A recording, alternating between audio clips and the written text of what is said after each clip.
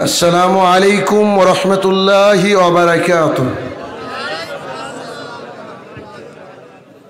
الحمد لله وحده الصلاة والسلام على من لا نبي بعده أما بعد فإن خير الحديث كتاب الله وخير الهدي هدي محمد صلى الله عليه وسلم وشر الأمور محدثاتها وكل محدثة بدعة وكل بدعة ضلالة وكل ضلالة في النار. فأعوذ بالله من الشيطان الرجيم. يا أيها الذين آمنوا قوا أنفسكم وأهليكم نارا.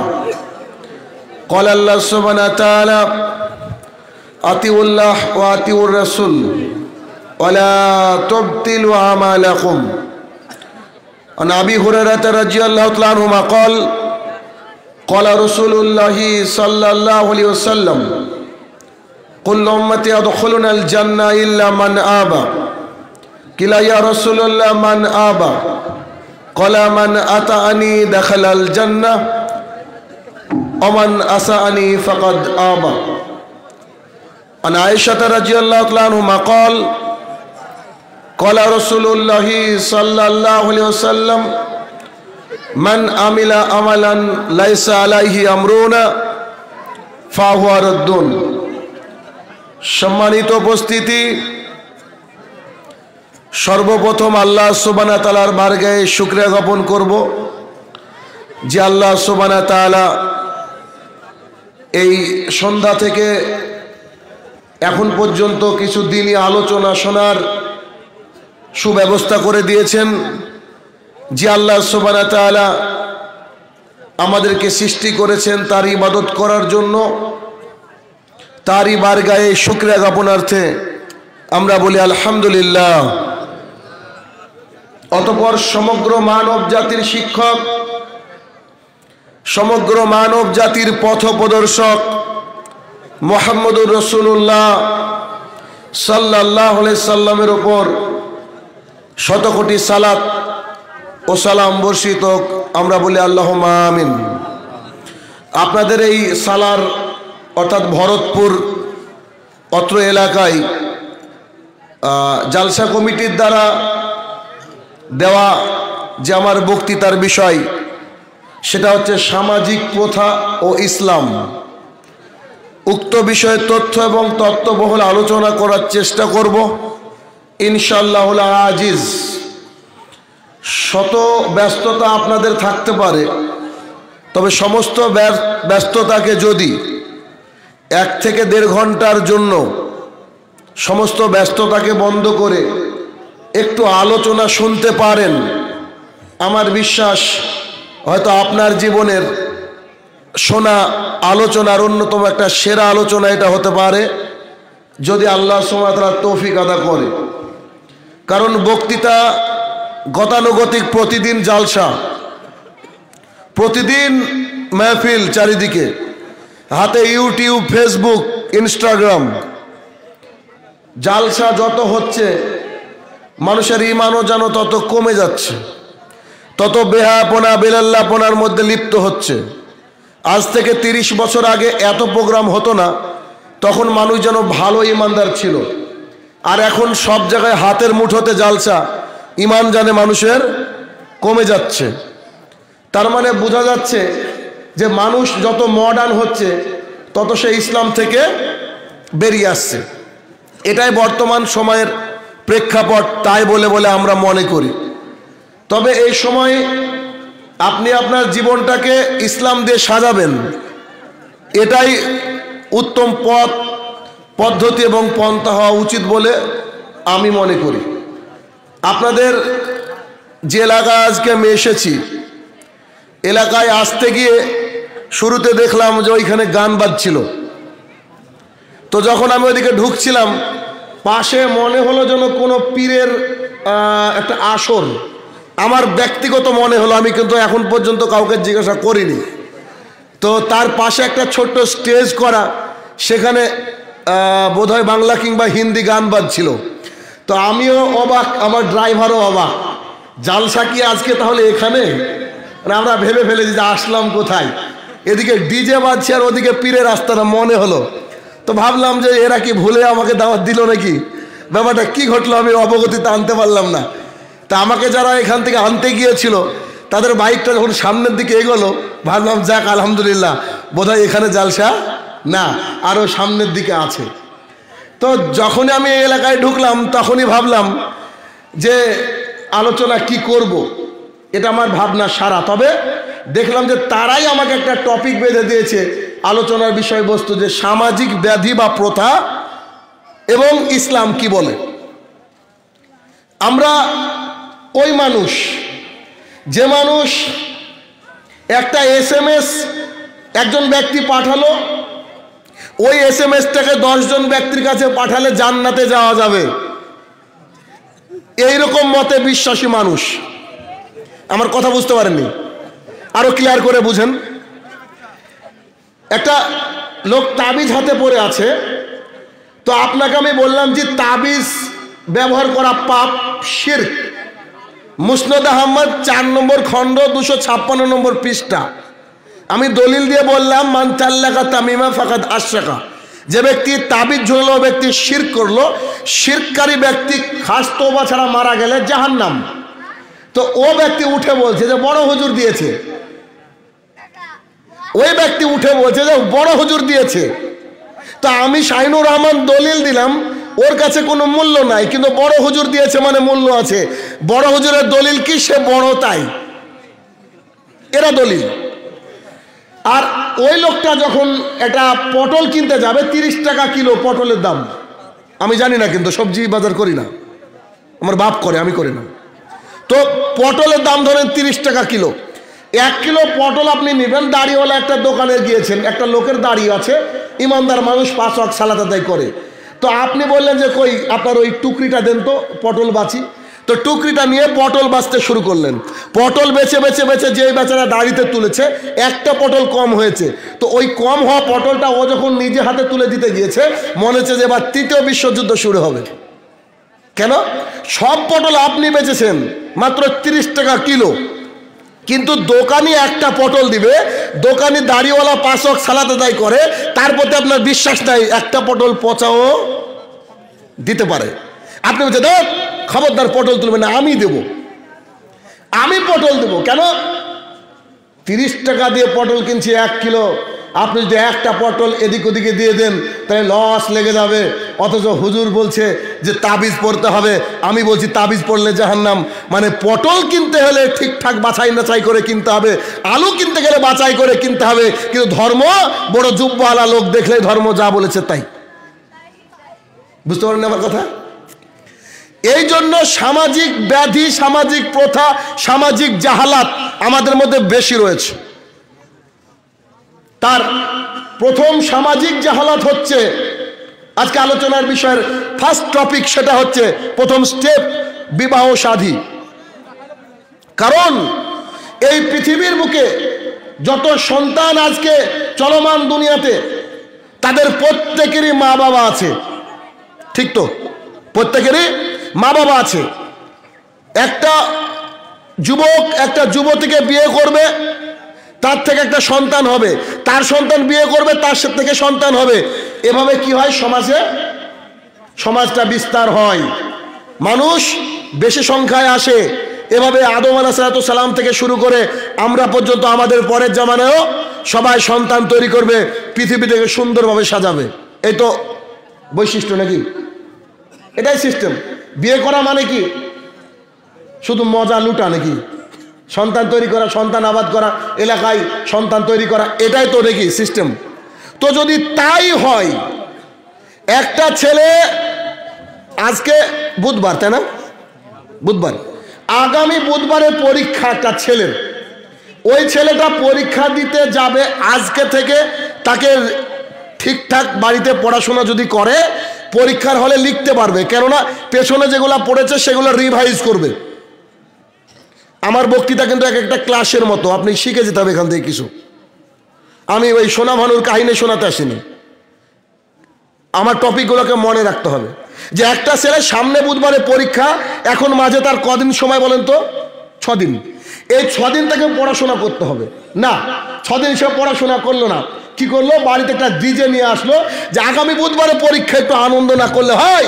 এবার একটু ধরেন ডিজে বাজাচ্ছে, আনন্দ করছে, নাচছে, খাচ্ছে, দাচ্ছে। এবার পরীক্ষার হলে গেল বুধবারের দিন, বলেন কিছু লিখতে পারবে? বুঝতে পারেন আমার কথা? ওই ছেলে লিখতে পারবে কিছু? কেন? পরীক্ষার আগের যে মুহূর্ত সে সেটাকে ফিজুল নষ্ট করে দিয়েছে, পড়াশোনা করেনি, নষ্ট করে দিয়েছে। তাই পরীক্ষার আগের সময়গুলোকে নষ্ট করার জন্য পরীক্ষার হলে সে লিখতে পারলো না। রাসূল সাল্লাল্লাহু আলাইহি ওয়াসাল্লাম বলেছে, ইয়া মাশশারা শাবাব, হে যুবকের দল। যুবকের দলকে মুহাম্মদ সাল্লাল্লাহু আলাইহি ওয়াসাল্লাম ডাক দিয়ে বললেন, ইয়া মাশশারা শাবাব মান ইসতাতা মিনকুমুল বাজ ফালিয়াতাজাওয়াজ, তোমার যদি ক্ষমতা থাকে তুমি বিয়ে করো। কারণ বিয়ের পরে একটা সোসাইটি গঠন হয়, একটা সমাজ গঠন হয়। বিয়ে মানে একটা দায়িত্ব, খুব বড় দায়িত্ব। বিয়ে মানে একটা সমাজে যে সন্তানটা তৈরি হবে, একটা সুসন্তান তৈরি হবে। সুসন্তান তৈরি হলে সমাজ সুন্দর হবে। আর আজকে আমাদের সমাজে এত শিরক, এত পীর, এত বিদআত, এত নোংরামি, এত জাহালাত, এত নোংরামি কেন? ওই যে ছেলেটা বুধবারে পরীক্ষা, পরীক্ষার আগে ডিজে বাজালো।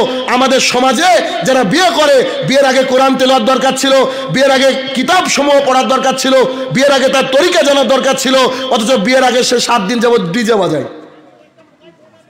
তো এই বিয়ের পর যে বাচ্চা হবে সে কি উমর রাদিয়াল্লাহু আনহু হবে নাকি আর কি হবে? বুঝতে পারছেন? শয়তান হবে, তো টাটকা শয়তান হবে। আমাদের সমাজে, আমি জানি না আপনাদের সমাজে আছে কিনা, এ সমাজে কি বিয়ের আগে 6-7 দিন আগে আসে না ডিজে, গান বাজে কিনা? তাহলে গান জায়েজ নাকি? গান জায়েজ? 31 নম্বর সূরা লুকমান আয়াত নম্বর 6, লাহওয়াল হাদিস, আজে বাজে কথাবার্তা, গান, টিভি সিরিয়াল, সিনেমা, এগুলো হারাম, সব হারাম। আর একটা মেয়ে এগুলা দেখে বড় হচ্ছে, ওর মনে মনে একটা আইডিয়াল তৈরি হচ্ছে, আমি আমার মেয়েকে অমুক বানাবো, আমি আমার ছেলে হলে তাকে আমি অমুক বানাবো, হাফেজে কোরআন বানাবো, মদিনা বিশ্ববিদ্যালয়ে পাঠাবো। এটা সে চিন্তা করে না, সে চিন্তা করে একটা কিভাবে সিনেমার নায়ক বানানো যায়, চিন্তা করে কি করে না? এটা হচ্ছে আমাদের বর্তমান সমাজ। তাহলে বিয়েতে জাহালাত। আমি যদি খালি বিয়ে নিয়ে কথা বলি সারা রাত কেটে যাবে। দেখেন একবার বিয়েটা যে কেন আমাদের এই যে বেশিরভাগ সোসাইটিতে আমাদের কুলাঙ্গার সন্তান দ্বারা ভরে গিয়েছে, যারা দ্বীন ইসলাম বুঝে না। কারণ কি?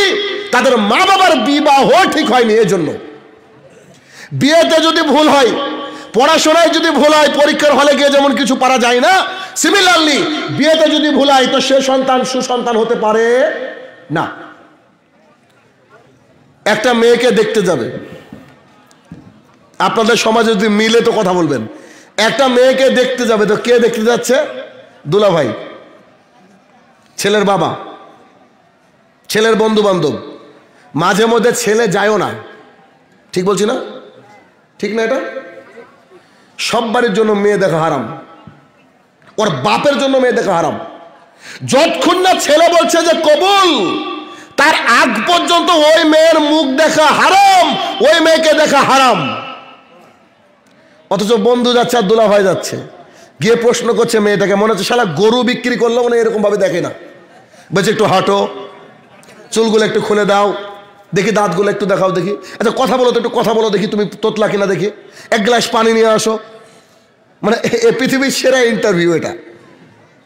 আর যে ইন্টারভিউ চাকরিতে কোনো টাকা থাকে না, শুধু গ্লানি আর লজ্জা থাকে। এইভাবে একটা মেয়েকে টেস্ট করিয়ে নিল।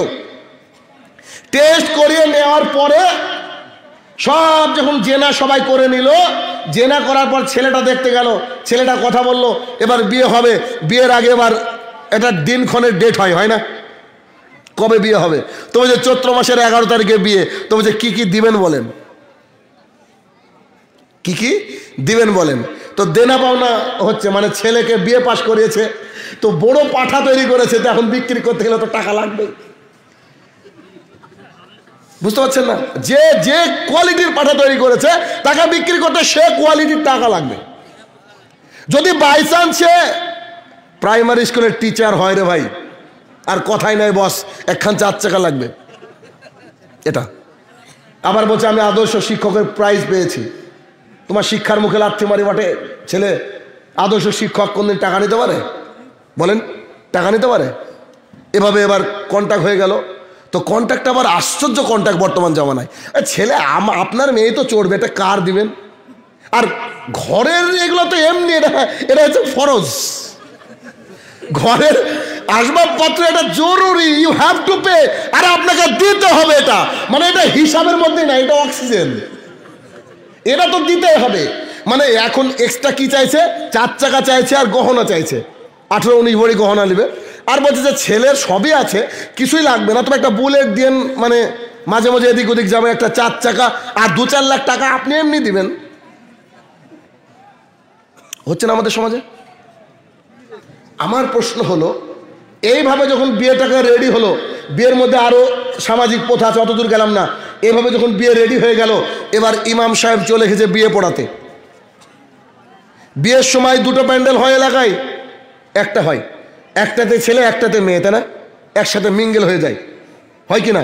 এবার ইমাম সাহেব বসে আছে, কখন বর আসবে, বিয়ে পড়াবে। যখন বর আসবে ও রেডি হয়ে আছে, বাড়ির থেকে বাড়িয়ে দেখা গেল যে 17টা মেয়ে বেনারসি পড়ে, মানে কে কোনে বোঝা মুশকিল। তার মানে বাদ বাকি 17 জনেরই বিয়ে আজকে, হয় না? সব বেনারসি পড়েছে, তো বোঝা যায় না যে কে কোনে। বিয়ে যখন রেডি হয়ে গেল, এই রেডি হওয়ার পরে ইমাম সাহেব এখন বিয়ে পড়াচ্ছে। আর যিনি দেখবেন ওই রেজিস্ট্রার থাকে না, রেজিস্ট্রার একজন খুব ভাব নেয়, মনে হয় যে খুব শিক্ষিত মানুষ, একটা টুপি কিনে রেখেছে ওই স্বাধীনতার আগে, ওটাই পরে, শুধুমাত্র বিয়ে পড়া থাকলে পরে, বাদ বাকি টাইম পরে না। এই টুপিটা ও পরে নিয়ে বলবে যে বলেন কি কি দেনমোহর, মানে গর্বের সাথে জিজ্ঞাসা করে কি কি দেনমোহর। আর ওই কুকুরের মতো করে বসে থাকে পাশের ইমাম সাহেবটা, 500 টাকার 2খানা মুরগির ঠ্যাং খাবে এই জন্য। কেন? আচ্ছা, মোহর দেওয়া জায়েজ নাকি হারাম? তো কোনো হারাম কাজের সাথে যদি কেউ সহযোগিতা করে, সে কি করলো? আমি বলছি না, আল্লাহ সুবহানাহু ওয়া তাআলা বলছেন সূরা মাইদা সূরা নম্বর 5 আয়াত নম্বর 32, কেউ যদি কোনো ভালো কাজের সাথে, আয়াত নম্বর 2, কেউ যদি কোনো ভালো কাজের সাথে সহায়তা করে তাহলে আল্লাহ তাকে নেকি দিয়ে পরিপূর্ণ করে দেন। আর কেউ যদি কোনো খারাপ কাজের সাথে সহায়তা করে, আল্লাহ সুবহানাহু ওয়া তাআলা তাকে গোনা দিয়ে পরিপূর্ণ করে দেন। তাই তো ভাবতাম যে ইমাম দিয়ে জাহান্নাম উদ্বোধন হবে, কি করে হবে? যে এইসব ইমাম দিয়ে জাহান্নাম উদ্বোধন হবে। কারণ বুখারীর হাদিস, রাসূল সাল্লাল্লাহু আলাইহি ওয়াসাল্লাম বলেছে, তোমার সামনে যদি অন্যায় হয় তুমি হাত দিয়ে বাধা দাও। যদি ক্ষমতা না থাকে বক্তৃতার মাধ্যমে বলো, যদি ক্ষমতা না থাকে তোমাকে কি বলতে হবে? মনে মনে চেষ্টা করতে হবে যে কি করে এটাকে আপরুট করা যায় সোসাইটি থেকে, এই চিন্তাধারা করতে হবে। আর ইমাম সাহেব তখনও বসে আছে, বলছে যে একটা কার, একটা বুলেট, 4 লাখ টাকা। ইমাম সাহেব তখনও বসে আছে। ইমাম সাহেবের ওখানে রোল কি হওয়া উচিত ছিল? ও পণ নিয়ে বিয়ে করছেন? বলে জি হ্যাঁ, তো আপনার বাপকে দিয়ে বিয়ে পড়ান। আমি ইমাম সাহেব কারুর তোয়াক্কা করি না, আমি কারুর বেতন নিই না, আমি মমতা ব্যানার্জির 3,000 টাকা নিয়ে আমি ঘোরাঘুরি করি না, আমি মোহাম্মদ সাল্লাল্লাহু আলাইহি ওয়াসাল্লামের তরিকায় চলে। রাখেন আপনার বিয়ে। আসার সময় বাড়িতে দই মিষ্টি কিনে নিয়ে আসবে, বাড়িতে খাবেও। এইরকম যদি আমাদের ইমামরা করতো, সমাজটা পরিবর্তন হতো কি হতো না? সমাজটা পরিবর্তন হতো। কিন্তু ওরা তো আটকে আছে 3,000 টাকায়। ওদের তো রাজ্জাক আল্লাহ সুবহানাহু ওয়া তাআলা না মমতা ব্যানার্জি, দেখেন না? মাত্র 3 থেকে 4 হাজার টাকার বিনিময়ে ও ইমামতি ছাড়তে চায় না, ইমামতি ছাড়তে চায় না। বিশাল একটা আয়োজন হলো, এলাকা জুড়ে বিশাল একটা আয়োজন হলো, আর বিয়েতে আসলো, বিয়ে টিয়ে করে লক্ষ টাকা খরচ হলো, 1 লাখ টাকার খানা অপচয় হয় না? যত বিয়ে বড় লোক মানুষের, তত খানা অপচয়, টাকার অপচয় বেশি হয়। অথচ অপচয়কারী হচ্ছে ইবলিসের ভাই, অপচয়কারী ইবলিসের ভাই। তবে আপনারাও টুকটাক ইবলিসের ভাই। কে বলেছে যে এভাবে স্টেজ সাজাতে হবে? এই যে গাঁদা ফুল দিয়েছেন, এটা কিনতে তো 500 টাকা লেগেছে। এই 500 টাকা আমাকে হাদিয়া দিতেন, নিয়ে যেতাম, রাস্তায় কোনো ভিখারিকে দিয়ে দিতাম একটা কম্বল কিনে। বাসরাত কে সাজাতে বললো আপনাকে? এটাও তো অন্যায় করেছেন, তাই না? বুঝতে পারেননি নাকি? হাশিম মাদানি, শাহিনুর রহমান কেউ বলেছিল বাসরাত না খাজলে আসবো না? বলেছিল কেউ? জি না। যত সিম্পলি হওয়া যায় তত ভালো, আলহামদুলিল্লাহ। এক্সট্রা কোনো কিছু কিনবেন না। মানুষ বক্তৃতা শুনবে, আমাদের বক্তৃতা শুনে আমাদের ওই জুব্বা টুব্বা নাই, মনে যায় আল্লাহ এখনই নামিয়ে দিল, একদম হলুদ একখান পাগড়ি পরে আসে না, দেখলে বোঝা যায় যে হ্যাঁ এ বক্তা। আর আমাদেরকে জিজ্ঞাসা করে শাহিনুর রহমান কখন আসবে, চিনে না তো, এরকম পজিশন হয়। তো বলছিলাম এইরকম ভাবে এলাকায় যখন বিয়ের সমারোহ হয়, লক্ষ লক্ষ টাকা অপচয় করে বিয়ে হয়, তাও ইমাম সাহেব বিয়ে পড়ায়। একজন সাহাবী এসে মোহাম্মদ সাল্লাল্লাহু আলাইহি ওয়াসাল্লামকে সালাম দিলেন। মোহাম্মদ সাল্লাল্লাহু আলাইহি ওয়াসাল্লাম বলছে, কি ব্যাপার গো, তোমার গায়ে হলুদ কেন? তো বলছে, আল্লাহ রাসূল গত রাতে বিয়ে করেছি। কি বলছে বলেন? গত রাতে বিয়ে করেছি। আমি হাদিসটা যখন পড়ে আমি তাজ্জব হয়ে যাই। কেন জানেন? মোহাম্মদ সাল্লাল্লাহু আলাইহি ওয়াসাল্লামকে নেমন্তন্ন করেননি। তার মানে বিয়েটা কতটা সিম্পল ছিল সেই জামানায়। বয়স হয়েছে, বিয়ে করে নেন, কে জানবে? আপনার বাপ জানবে, মেয়ের বাপ জানবে, আর 2-4 জন সাক্ষী নিয়ে বিয়েটাকে কমপ্লিট করে নেন। তারপরে অলিমা আপনার বাপের যত টাকা আছে অত টাকা দিয়ে খাওয়ান। বুঝতে পারেননি? আর মেয়ের বাপকে বলছে যে এ তো সামথিং দিলেন, আমার কিন্তু বংশ বড়, বরযাত্রী 250 হয় কিনা, যায় কিনা? আর ওরা তখন বলে যে 250 জায়গায় 300 তো হবে রে। ডাল তো দোকানে জানাই কিনেছি, এখন টিউবওয়েলের পানি ঢাল আর ডালের মধ্যে দে। এই জন্য বরযাত্রীর নাম আমি রেখেছি জুলুম যাত্রী। এরা হচ্ছে কি? জুলুম যাত্রী। তো এবার ঘটনা কি হলো? এইভাবে মুহাম্মদ সাল্লাল্লাহু আলাইহি ওয়াসাল্লামকে সাহাবী বলছেন যে কালকে রাতে বিয়ে করেছি। তাহলে বিয়েটা কতটা সিম্পল ছিল যে মুহাম্মদ সাল্লাল্লাহু আলাইহি ওয়াসাল্লামের মতন একজন বিশ্বের সেরা ব্যক্তিত্ব জানতে পারেন না যে একজন সাহাবীর বিয়ে হয়ে যায়, আর আপনার বিয়েতে নেতা থেকে শুরু করে এমপি পর্যন্ত ইনভাইট পেয়ে যায়। তাহলে মানে ভাবেন আপনি কত উন্নত চরিত্রের মানুষ। এইরকম ভাবে এবার বিয়ে রেডি হয়ে গেল, মেয়েকে নিয়ে বরযাত্রী চলে গেল বাড়িতে। চলে যাওয়ার পর এবার ঘর সাজাচ্ছে ভাবি। সুন্দর করে এইভাবে আপনাদের মতো ফুল দিয়ে একটা বাসরাত সাজানো। সাজানোর পরে এবার একবার ভাবি উকি মারে, একবার অমক উকি মারে, আসে না? উকি মারে এবার জেনার সূচনা হয়ে গেল। আচ্ছা, এবার তাদের সহবাস হলো। এবার যে ছেলে তৈরি হবে, বলেন যে ও উমর রাদিয়াল্লাহু আনহু হবে। ও A to Z বিয়ে দেখা থেকে শুরু করে বিয়ে করলো, এই পর্যন্ত হারাম কাজ করলো, এই পর্যন্ত হারাম কাজ করলো। এই জন্য আমাদের সমাজটা নোংরা, কারণ নোংরা দিয়ে আমাদের জন্ম হয়েছে।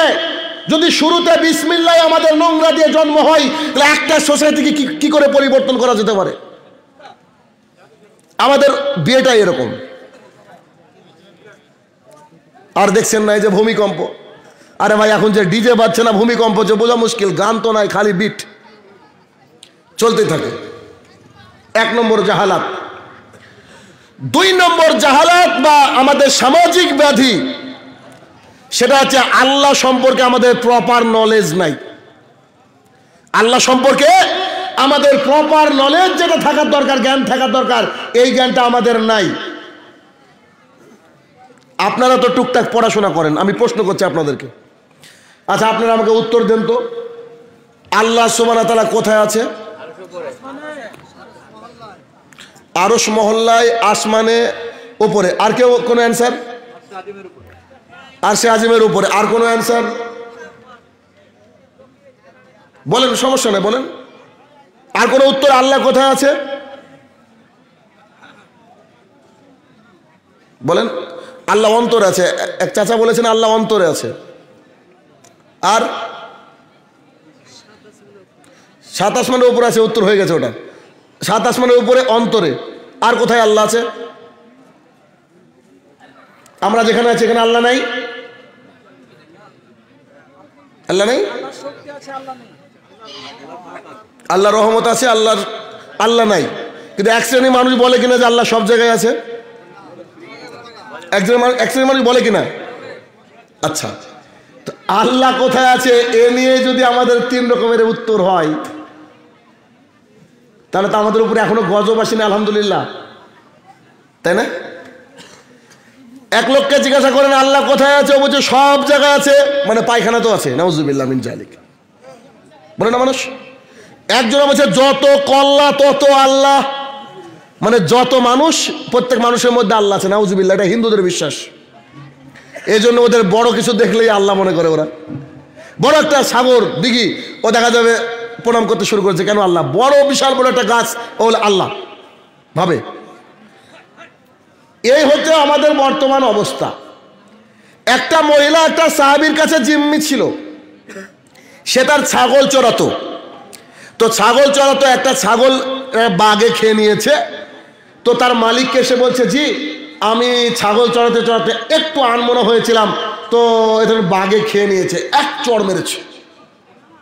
চড় মারার পর ভাবছে আল্লাহ আকবার, মেয়েটাকে যে চড় মারলাম বোধহয় ভুলই হলো আমার, অনুশোচনা বোধ ভেতরে। তো তিনি মনে মনে ভাবলেন যে যাই মোহাম্মদ সাল্লাল্লাহু আলাইহি সাল্লামকে জিজ্ঞাসা করি, এই মহিলাকে আমি ছেড়ে দেব, মানে রাখালি থেকে মুক্তি দান করাবো, ওকে আজাদ করে দেব। চারটিখানি ব্যাপার না, অনেক বড় ব্যাপার। মোহাম্মদ সাল্লাল্লাহু আলাইহি সাল্লামকে গিয়ে বলছে এই ঘটনা ঘটেছে। রাসূল সাল্লাল্লাহু আলাইহি সাল্লাম বললেন ঠিক আছে মহিলাকে ডাকো। মহিলাকে ডাকা হলো। মহিলা এসে বলছে, মহিলা যখন আসলেন মোহাম্মদ সাল্লাল্লাহু আলাইহি সাল্লাম বলছে আইন আল্লাহ, আল্লাহ কোথায়? কোশ্চেন দেখেন, বলছে আল্লাহ ফি সামাই, আল্লাহ আকাশের উপরে। মোহাম্মদ সাল্লাল্লাহু আলাইহি সাল্লামের প্রথম কোশ্চেনের উত্তর আল্লাহ আছে 7 আসমানের ওপরে আর সে আজিমে। মহিলাকে বলছেন মান আনা, আমি কে? বলছে আনতা মুহাম্মদুর রাসূলুল্লাহ সাল্লাল্লাহু আলাইহি সাল্লাম, আপনি মোহাম্মদ সাল্লাল্লাহু আলাইহি সাল্লাম, আল্লাহর প্রেরিত বান্দা এবং রাসূল। তখন মোহাম্মদ সাল্লাল্লাহু আলাইহি সাল্লাম বলছে হাজা মুমিনা, এই নারীটা মুমিনা। তার মানে একটা পুরুষ অথবা নারী যদি মনে করে আল্লাহ কোথায় আছে এবং মোহাম্মদ সাল্লাল্লাহু আলাইহি সাল্লাম কে, এই দুটোর উত্তর যদি সঠিক জানে তো সে ব্যক্তি মুমিন, সে নারী মুমিনা। অথচ আপনাদের এই গ্রামের বহু মানুষ মনে করে যে আল্লাহ সব জায়গায়, মনে করে না? 100% মনে করে আল্লাহ সব জায়গায়। আল্লাহ সম্পর্কে আমাদের কনসেপ্ট ক্লিয়ার নাই। আল্লাহ সম্পর্কে আমাদের কনসেপ্টকে ক্লিয়ার রাখতে হবে। আল্লাহ সুবহানাহু ওয়া তাআলা কোরআনুল কারীমের মধ্যে বলছে ওয়াবুদুল্লাহ, তোমরা আমার ইবাদত করো, ওয়ালা তুশরিকা বিহি শাইয়া, খবরদার আমার সাথে কাউকে শরীক করো না। আজকে সকালের দিকে আকাশে মেঘ ছিল, বহু মানুষ ভেবেছিল আজকে বৃষ্টি হবে। রাসূল সাল্লাল্লাহু আলাইহি ওয়াসাল্লাম বলছে মানুষ যখন বৃষ্টি দেখে কারুর ঈমান বেড়ে যায়, কারুর আবার ঈমান কমে যায়, কেউ আবার পাপের মধ্যে নিমজ্জিত হয়, কেউ বৃষ্টি দেখলে একটু হাতটা ভিজিয়ে নেয়। বৃষ্টিতে দেহ ভিজানো, হাত ভিজানো সুন্নাত, কারণ আল্লাহ সুবহানাহু ওয়া তাআলার তরফ থেকে আসছে। সে বৃষ্টিকে রহমত মনে করে। আর কেউ চট করে বলে আমি জানতাম আজকে বৃষ্টি হবে, কারণ আকাশে ওই তারাটা উঠেছিল তাই। বলে কি বলেন এরকম? আচ্ছা বলো তো, ওই যে আকাশে তারাটা উঠেছে তাই বৃষ্টি হয়েছে, এটা কি শিরক না? তার মানে ও বোঝাতে চাইলো যে বৃষ্টি বর্ষণের মালিক আল্লাহ একা না, তারাও পারে, তারাও পারে। তো তারাও পারে এটা সে ভাবলো, তার ঈমানটা নষ্ট হয়ে গেল। পৃথিবীর বুকে সবচেয়ে বড় পাপের নাম কি বলেন? শিরক। আচ্ছা এটা কি সবাই জানে না? কথা বলেন। আচ্ছা যদি শিরক হচ্ছে সবচেয়ে বড় পাপ হয়, যদি সবাই জানে তো এত মাজার কেন? বলেন। তারা মনে করে না শিরক। আব্দুল্লাহ ইবনে মাসউদ রাদিয়াল্লাহু তাআলা আনহু বলেন একদা এক ব্যক্তি মুহাম্মদ সাল্লাল্লাহু আলাইহি ওয়াসাল্লামকে বললেন, হে প্রিয় রাসূল সাল্লাল্লাহু আলাইহি সাল্লাম, আপনি আমাদেরকে বলে দেন সবচেয়ে বড় পাপ কোনটা? কোন পাপ আল্লাহর দরবারে সবচেয়ে বড়? তখন মুহাম্মদ সাল্লাল্লাহু আলাইহি ওয়াসাল্লাম বললেন, আল্লাহ সুবহানাহু ওয়া তাআলার সমকক্ষ কাউকে মনে করা, আল্লাহ সুবহানাহু ওয়া তাআলার সাথে কাউকে শরীক করা।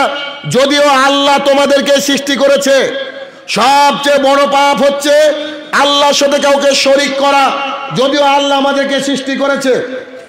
জনৈক সাহাবী বললেন, হে প্রিয় রাসূল সাল্লাল্লাহু আলাইহি সাল্লাম, তারপরে সবচেয়ে বড় পাপ কি? তখন মুহাম্মদ সাল্লাল্লাহু আলাইহি সাল্লাম বললেন, খাদ্যের ভয়ে নিজের সন্তানকে হত্যা করা, যদিচ খাদ্যর ব্যবস্থা আল্লাহ সুবহানাহু ওয়া তাআলা করে। জনৈক সাহাবী বললেন, মুহাম্মদ সাল্লাল্লাহু আলাইহি সাল্লাম, তারপরে সবচেয়ে বড় পাপ কি? তখন সেই মুহাম্মদ সাল্লাল্লাহু আলাইহি সাল্লাম উত্তর দিলেন, তারপরে সবচেয়ে বড় পাপ হচ্ছে নিজ প্রতিবেশীর কোনো মেয়ের সাথে ধর্ষণে লিপ্ত হওয়া। দেখেন সিরিয়াল বাই সিরিয়াল মুহাম্মদ সাল্লাল্লাহু আলাইহি সাল্লাম 3টি বড় পাপের কথা বললেন।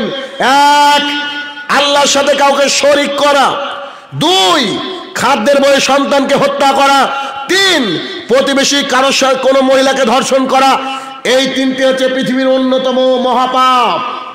তার মধ্যে এই পাপটা, এই যে শিরকের পাপ, যেটা আপনার গ্রামে, পাশের গ্রাম, তার পাশের গ্রাম প্রতিদিন করে চলেছে, তাদেরকে আমাদের জানানো জরুরি কর্তব্য।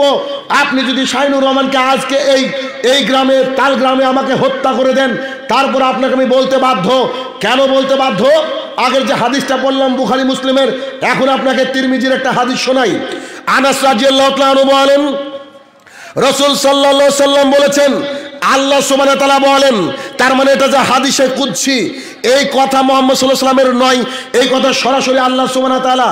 আবারও শুনেন, আনাস রাদিয়াল্লাহু তাআলা আনহু বলেন, রাসূল সাল্লাল্লাহু আলাইহি সাল্লাম বলেছেন, আল্লাহ সুবহানাহু ওয়া তাআলা বলেন, বান্দা যতদিন আমাকে ডাকবে, আল্লাহ বলছেন, বান্দা যতদিন আমাকে ডাকবে, আমার কাছ থেকে ক্ষমার আশা নিয়ে ডাকবে, বান্দাকে আমি ক্ষমা করে দেব। ও যতই পাপ করুক না কেন, বান্দাকে আমি ক্ষমা করে দেব।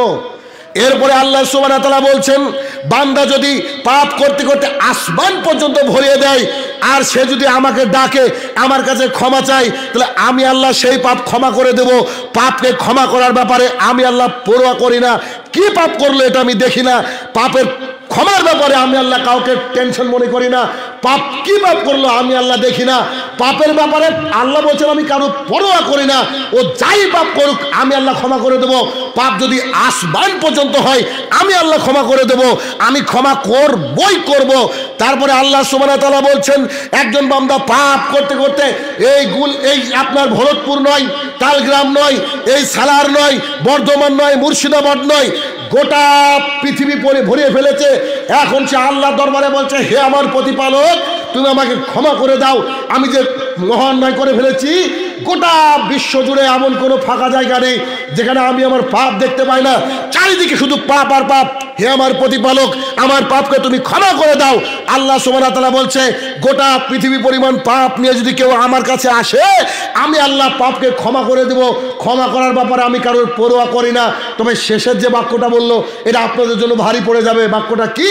যদি তোমার পাপের মধ্যে শিরক না থাকে। একটা হাদিসই যথেষ্ট আপনার জীবনকে পরিবর্তন করার জন্য। আল্লাহ কি বললেন আবার শুনেন। আল্লাহ সুবহানাহু ওয়া তাআলা বলছে, আমার বান্দা আমাকে ডাকছে, আমার বান্দা নিরাশ হয়নি, ও ভাবছে আল্লাহ আমাকে ক্ষমা করবে। আল্লাহ বলছে, ও যত পাপ করবে আমি ক্ষমা করব, আমি কারোর পরোয়া করি না ক্ষমা করার ব্যাপারে। মানে এখতিয়ার আমার নাই, আমার এখতিয়ার নাই এমন নাই। আর স্কুলে হেডমাস্টার যদি মনে করেন নোটিশ দেবো, তো ও আবার কি কেরানির জন্য বসে থাকবে নাকি?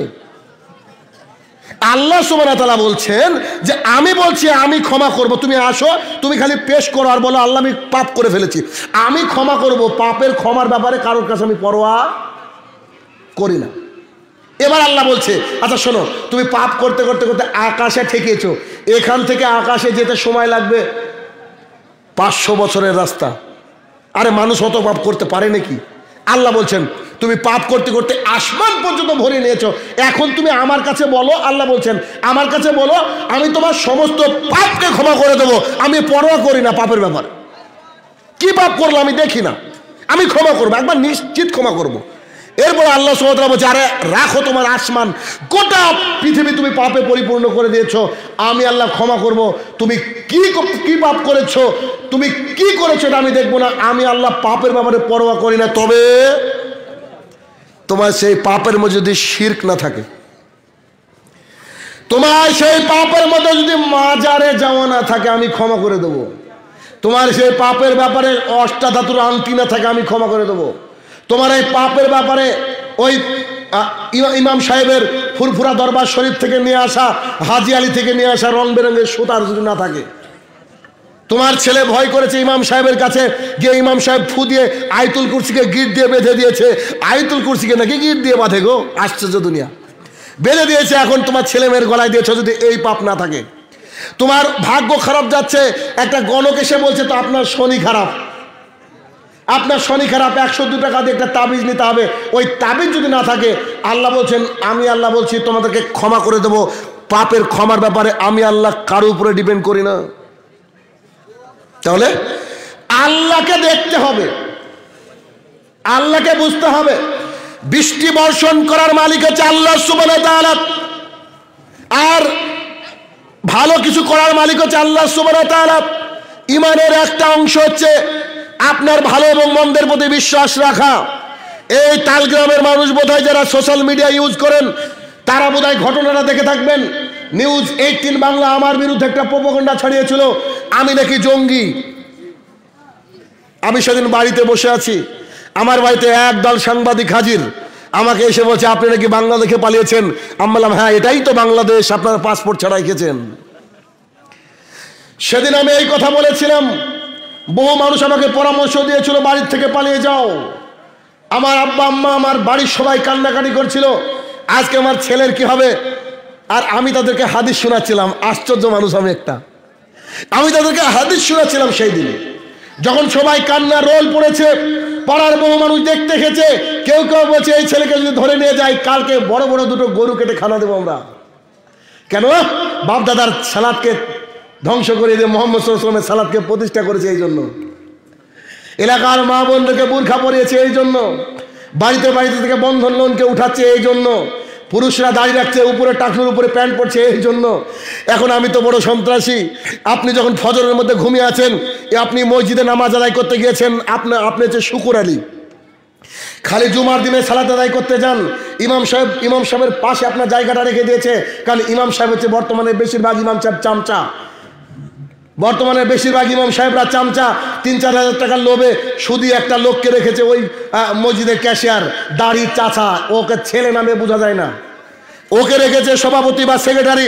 ও বসে আছে, এখন ওর সামনে ও জায়গা করে দিয়েছে। ওই ইমাম সাহেব কখনো বলে না যে খালি শুক্রবারে নামাজ পড়লে মানুষ মুসলমান থাকে না। শাহিনুর রহমান বলছে শোনো, তুমি যদি প্রতিদিন 4 ওয়াক্ত সালাত আদায় করো, খালি 1 ওয়াক্তকে ইচ্ছা করে ছেড়ে দাও, তুমি মুসলমান না।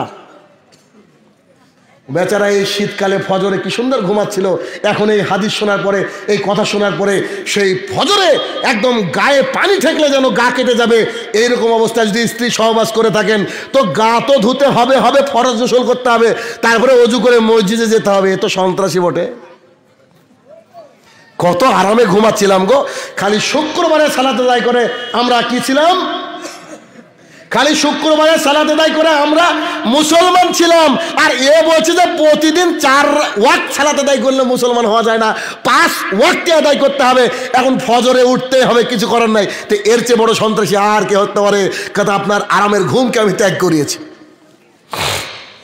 আমি তখন হাদিস শুনলাম, আবু হুরায়রা রাদিয়াল্লাহু তাআলা আনহু বলেন রাসূল সাল্লাল্লাহু আলাইহি ওয়াসাল্লাম বলেছেন, পৃথিবীর সমস্ত মানুষ এবং সমস্ত জিন যদি সবাই মিলে তোমার উপকার করতে চাই, তোমার উপকার তারা ততটুকুই করতে পারবে আল্লাহ সুবহানাহু ওয়া তাআলা যতটুকু চাই। একই হাদিসে রাসূল সাল্লাল্লাহু আলাইহি ওয়াসাল্লাম বলছেন, গোটা পৃথিবীর জিন এবং ইনসান মিলে তোমার যদি ক্ষতি করতে চাই তাহলে তারা ততটুকুই ক্ষতি করতে পারবে আল্লাহ যতটুকু চাই। আমি সেই হাদিস সেদিন শোনালাম, আল্লাহ যদি আমাকে চায় জেলে ঢুকাতে, আমাকে আল্লাহ ঢুকাবে। আরে এনআইএ বলেন, সিবিআই বলেন, 18 বাংলা বলেন, এবিপি আনন্দ বলেন, কেউ আমার একটা লোম পর্যন্ত বাঁকা করতে পারবে না। কেন? আল্লাহ যদি লিখে রাখে তাহলে আমাকে জেলে ঢুকাতে পারবে, তার আগে আমাকে জেলে ঢুকাতে পারবে না, গ্যারান্টি দিলাম। কেন? আল্লাহ এটা বলছেন মুহাম্মদ সাল্লাল্লাহু আলাইহি ওয়াসাল্লামকে দিয়ে। হাদিস কখনো মিথ্যা হতে পারে না। হাদিসের প্রতি ঈমান আনতে হবে। কিভাবে? দেখেন, আপনাকে আমি শিরক বোঝাতে বোঝাতে এই জায়গায় একটু কংক্রিট করে দিই। আল্লাহর প্রতি বিশ্বাসটা একটু খেয়াল করেন। মুহাম্মদ সাল্লাল্লাহু আলাইহি ওয়াসাল্লাম একটা যুদ্ধ থেকে এসেছেন, অনেক মানুষ ওই যে যুদ্ধের গনিমতের মাল মানে নিয়ে এসেছে, অনেক যুদ্ধবন্দী এসেছে মুহাম্মদ সাল্লাল্লাহু আলাইহি ওয়াসাল্লামের বাড়িতে, সব রেখে দেওয়া হয়েছে। মুহাম্মদ সাল্লাল্লাহু আলাইহি ওয়াসাল্লামের কলিজার টুকরা ফাতেমা রাদিয়াল্লাহু তাআলা আনহা মুহাম্মদ সাল্লাল্লাহু আলাইহি ওয়াসাল্লামের কাছে দেখা করলেন, সালাম দিলেন। মুহাম্মদ সাল্লাল্লাহু আলাইহি ওয়াসাল্লামের ঘরে গেলে তিনি উঠে পড়তেন, কপালে একটা চুমু দিতেন। বলেন, আপনি আপনার মেয়েকে কবে চুমু খেয়েছেন? আপনার তো উচিত একদিন দুদিন পর পর গিয়ে মেয়েকে জিজ্ঞাসা করা যে কি ব্যাপার মা, সমাজটা কোথায় আছে। মেয়ে এক বাড়ি ভর্তি মানুষ, তাও আমার মেয়ে যেন অ্যালোন ফিল করে, একাকী ফিল করে। তো মুহাম্মদ সাল্লাল্লাহু আলাইহি ওয়াসাল্লাম তার আসার কারণ জানতে চাইলেন। তখন মুহাম্মদ সাল্লাল্লাহু আলাইহি ওয়াসাল্লামকে বলছে, আব্বাজান বলছিলাম আমার তো খুব কষ্ট হয় কাজ করতে। কলিজার টুকরা ফাতেমা রাদিয়াল্লাহু তাআলা আনহা বলছে, আমার খুব কষ্ট হয় কাজ করতে, দিনরাত খুব পরিশ্রম। আপনার জামাইও খুব পরিশ্রম করে, তা আপনি তো অনেক চাকর বাকর পেয়েছেন, একটা একটু চাকর দেওয়া যায় না? আমাদের সংসারে যদি একটু কাজ করে দেয় তাহলে একটু আমার সুরা হয়, আপনার মেয়ে ফাতেমা একটু সুকুন পায়, শান্তি পায়। মোহাম্মদ সাল্লাল্লাহু আলাইহি ওয়াসাল্লাম বলছেন, মোহাম্মদ সাল্লাল্লাহু আলাইহি ওয়াসাল্লাম বলছে, মা শোনো শোনো একটা কথা বলি, তুমি রাত্রেবেলা যখন ঘুমাতে যাবা, ঘুমাতে যাওয়ার সময় বলো সুবহানাল্লাহ 33 বার, আলহামদুলিল্লাহ 33 বার, আল্লাহ আকবার 34 বার। ফাতেমা রাদিয়াল্লাহু তাআলা চাকর চাইলেন, কেন? কাজটা একটু আসান হবে তাই। মোহাম্মদ সাল্লাল্লাহু আলাইহি ওয়াসাল্লাম বলছে যে শোনো মা, এই সুবহানাল্লাহ 33 বার, আলহামদুলিল্লাহ 33 বার, আল্লাহ আকবার 34 বার, এটাকে পড়ে রাত্রিবেলায় শোবা, আল্লাহ তোমার কাজকে আসান করে দেবে। বুঝতে পারেন? আল্লাহ তোমার কাজকে আসান করে দেবে। ফাতেমা রাদিয়াল্লাহু তাআলা বলছে জি আলহামদুলিল্লাহ, আর কিছু চাকর আমার দরকার নাই। এ দেখেন দেখেন, এটা হচ্ছে আল্লাহর উপরে বিশ্বাস। আপনি যদি আমাকে বলেন শাহিনু ভাই 500 টাকা দেখি, আমি বললাম ইনশাল্লাহ দোয়া করে দেবো, আল্লাহ আপনাকে কোটিপতি করে, তো বলে সালাম মৌলবীরা এরকম টাকা চাইতে গেলে দোয়া করে, দোয়া যে ফ্রি, বলবে কি বলবে না? অথচ মুহাম্মদ সাল্লাল্লাহু আলাইহি ওয়াসাল্লাম তাকে এই কথা বললেন, তিনি চাইতে গেলেন, চাকর শিখে দিলেন দোয়া, তার মানে কতটা বিশ্বাস তার। দেখেন, এটা হচ্ছে আল্লাহর প্রতি ফেথ, আল্লাহর প্রতি বিশ্বাস। আপনার সন্তান হয় না, এটা আল্লাহ আপনাকে সন্তান দেননি, তাই আপনাকে আল্লাহ সন্তান দেননি। কেন? সন্তান হচ্ছে একটা ফিতনা, পরীক্ষার বিষয়। আল্লাহ হয়তো আপনাকে ওই পরীক্ষায় পাশ করাতে চেয়েছে। আপনি ভাবছেন সবার সন্তান হয় গ্রামে, আমার হয় না, মানে আমি কি অপয়া মানুষ? নাউজুবিল্লাহ, কত কি ভাবনা আপনার। তাই আপনি চলে যাচ্ছেন ডাক্তারের কাছে, ডাক্তারের কাছে গিয়ে হলো না, কবিরাজের কাছে, কবিরাজের কাছে হলো না, এখন সর্বশেষ আছে আমাদের বাবা। বাবার দেহ যে কবরে আছে কিনা আল্লাহু আলম। বাবার কাছে গিয়ে বলছে, বাবা আমার তুমি সন্তান দাও, যদি সন্তান তুমি দাও সামনেবার জোড়া খাসি দিব তোমার দরবারে।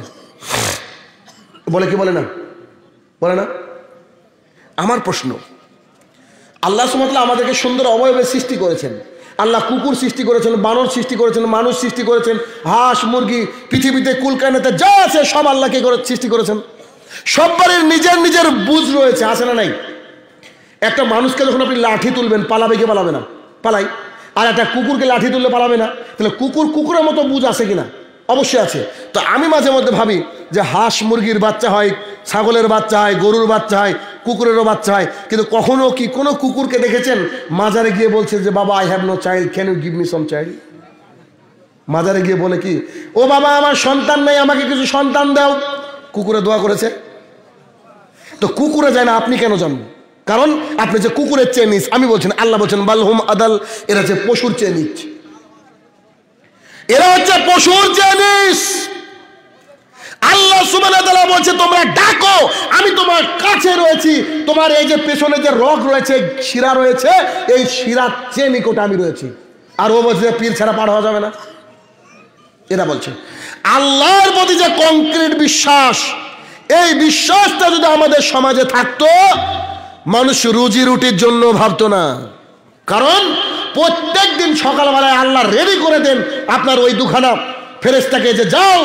ফেরেশতা তো আপনাকে খুঁজে হয়রান রে ভাই, যে কোথায় আছে শাহিনুর রহমান। আল্লাহ যে রুজি পাঠালো, যেমন করে যে ফ্লিপকার্ট আর ওই যে কি বলে অ্যামাজনের মাল দেখবেন আসে, আপনাকে ফোন করে ভাই বাড়িটা কোথায়, লোকেশনটা পাঠান, কোন জায়গায় বলেন তো। তো ফেরেশতারা হয়রান হয়ে যায় আপনাকে খোঁজার জন্য, আল্লাহ রুজি দিয়েছেন।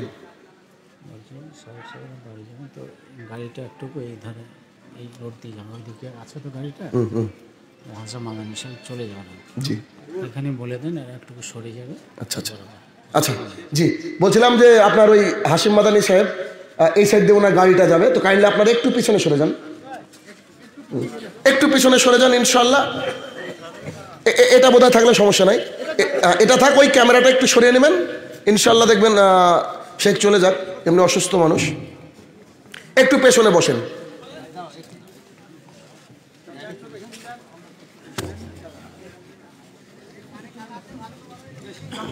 যাই হোক, তো আল্লাহ সুবহানাহু ওয়া তাআলা আপনাকে আমাকে পরীক্ষা স্বরূপ এই দুনিয়াতে পাঠিয়েছেন।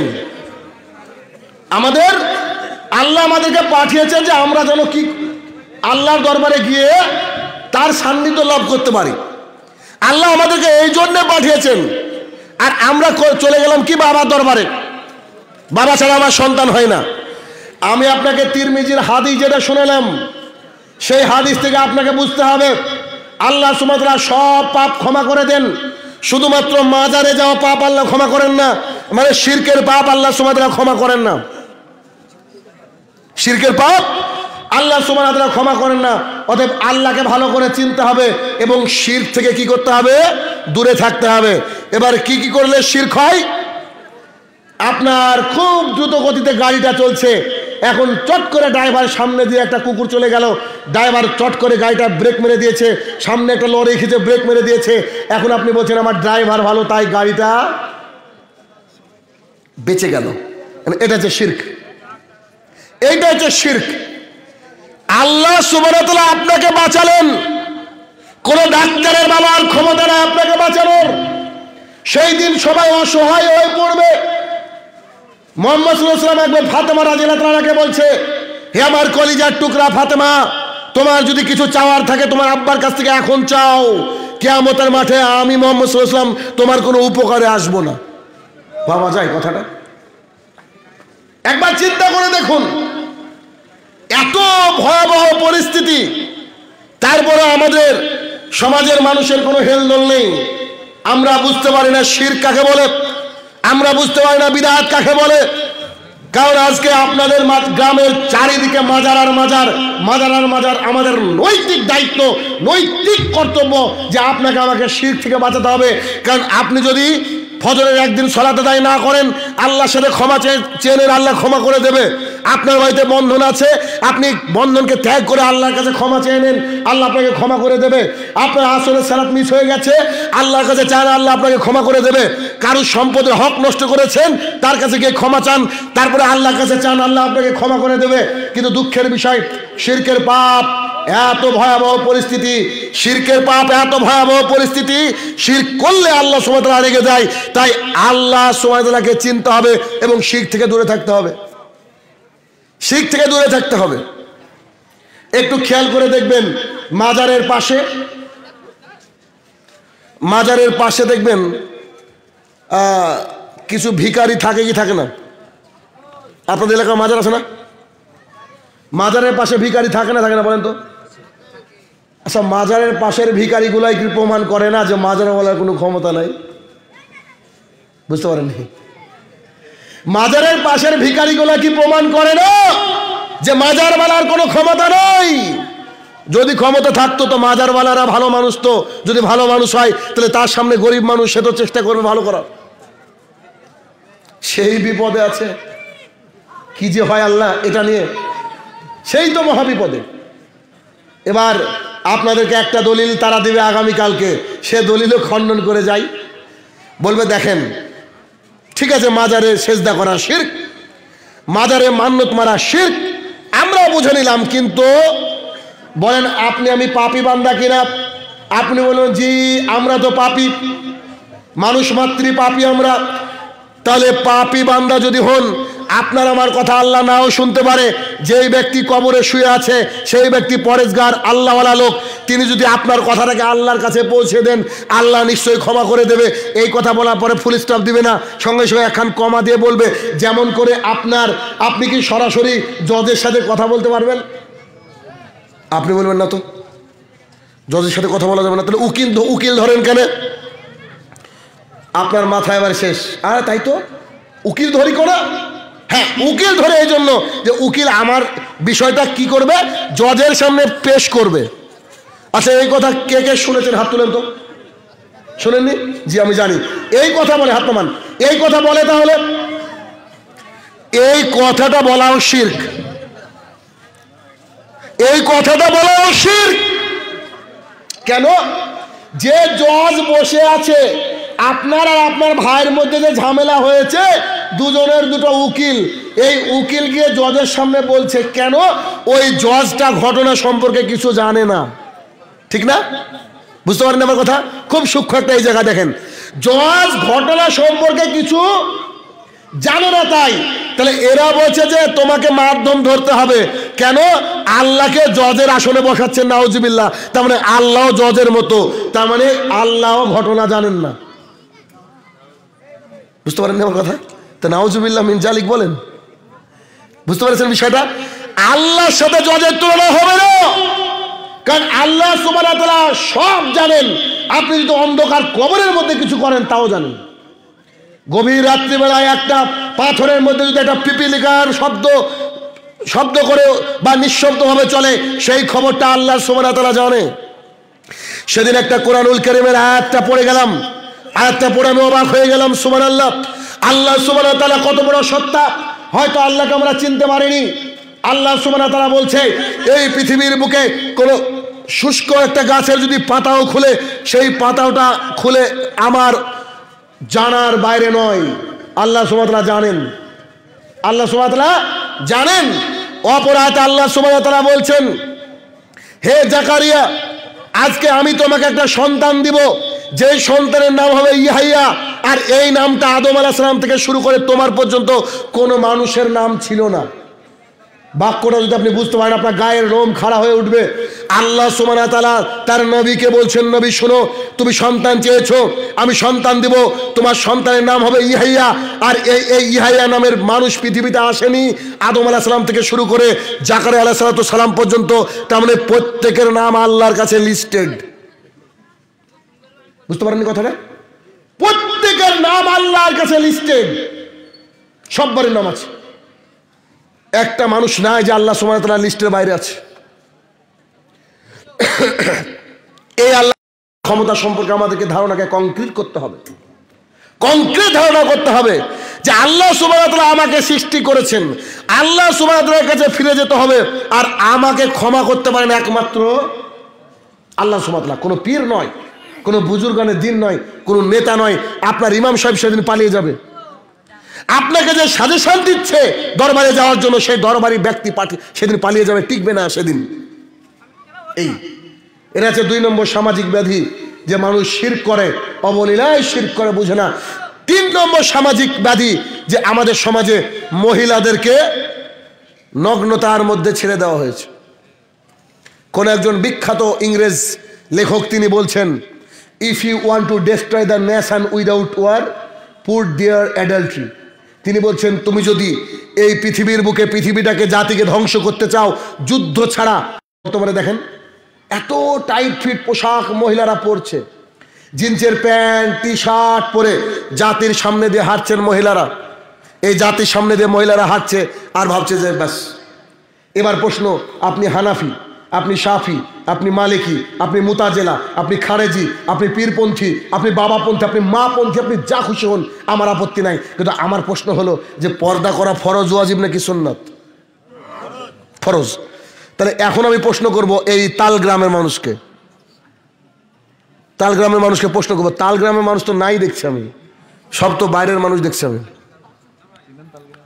না আমি না চিনলাম, মোটামুটি আমি কয়েকজনকে দেখছি, ওই যে ওনারা ওই পলাশিতে, এই আমার এক ভাই বসেছে, ইজাই ভাই, ওনার বাড়ি সে বীরভূম না ভাই, খর্দতপাড়া, পূর্ব বর্ধমান, সরি বীরভূম আর বর্ধমান খালি গুলিয়ে যায় আমার।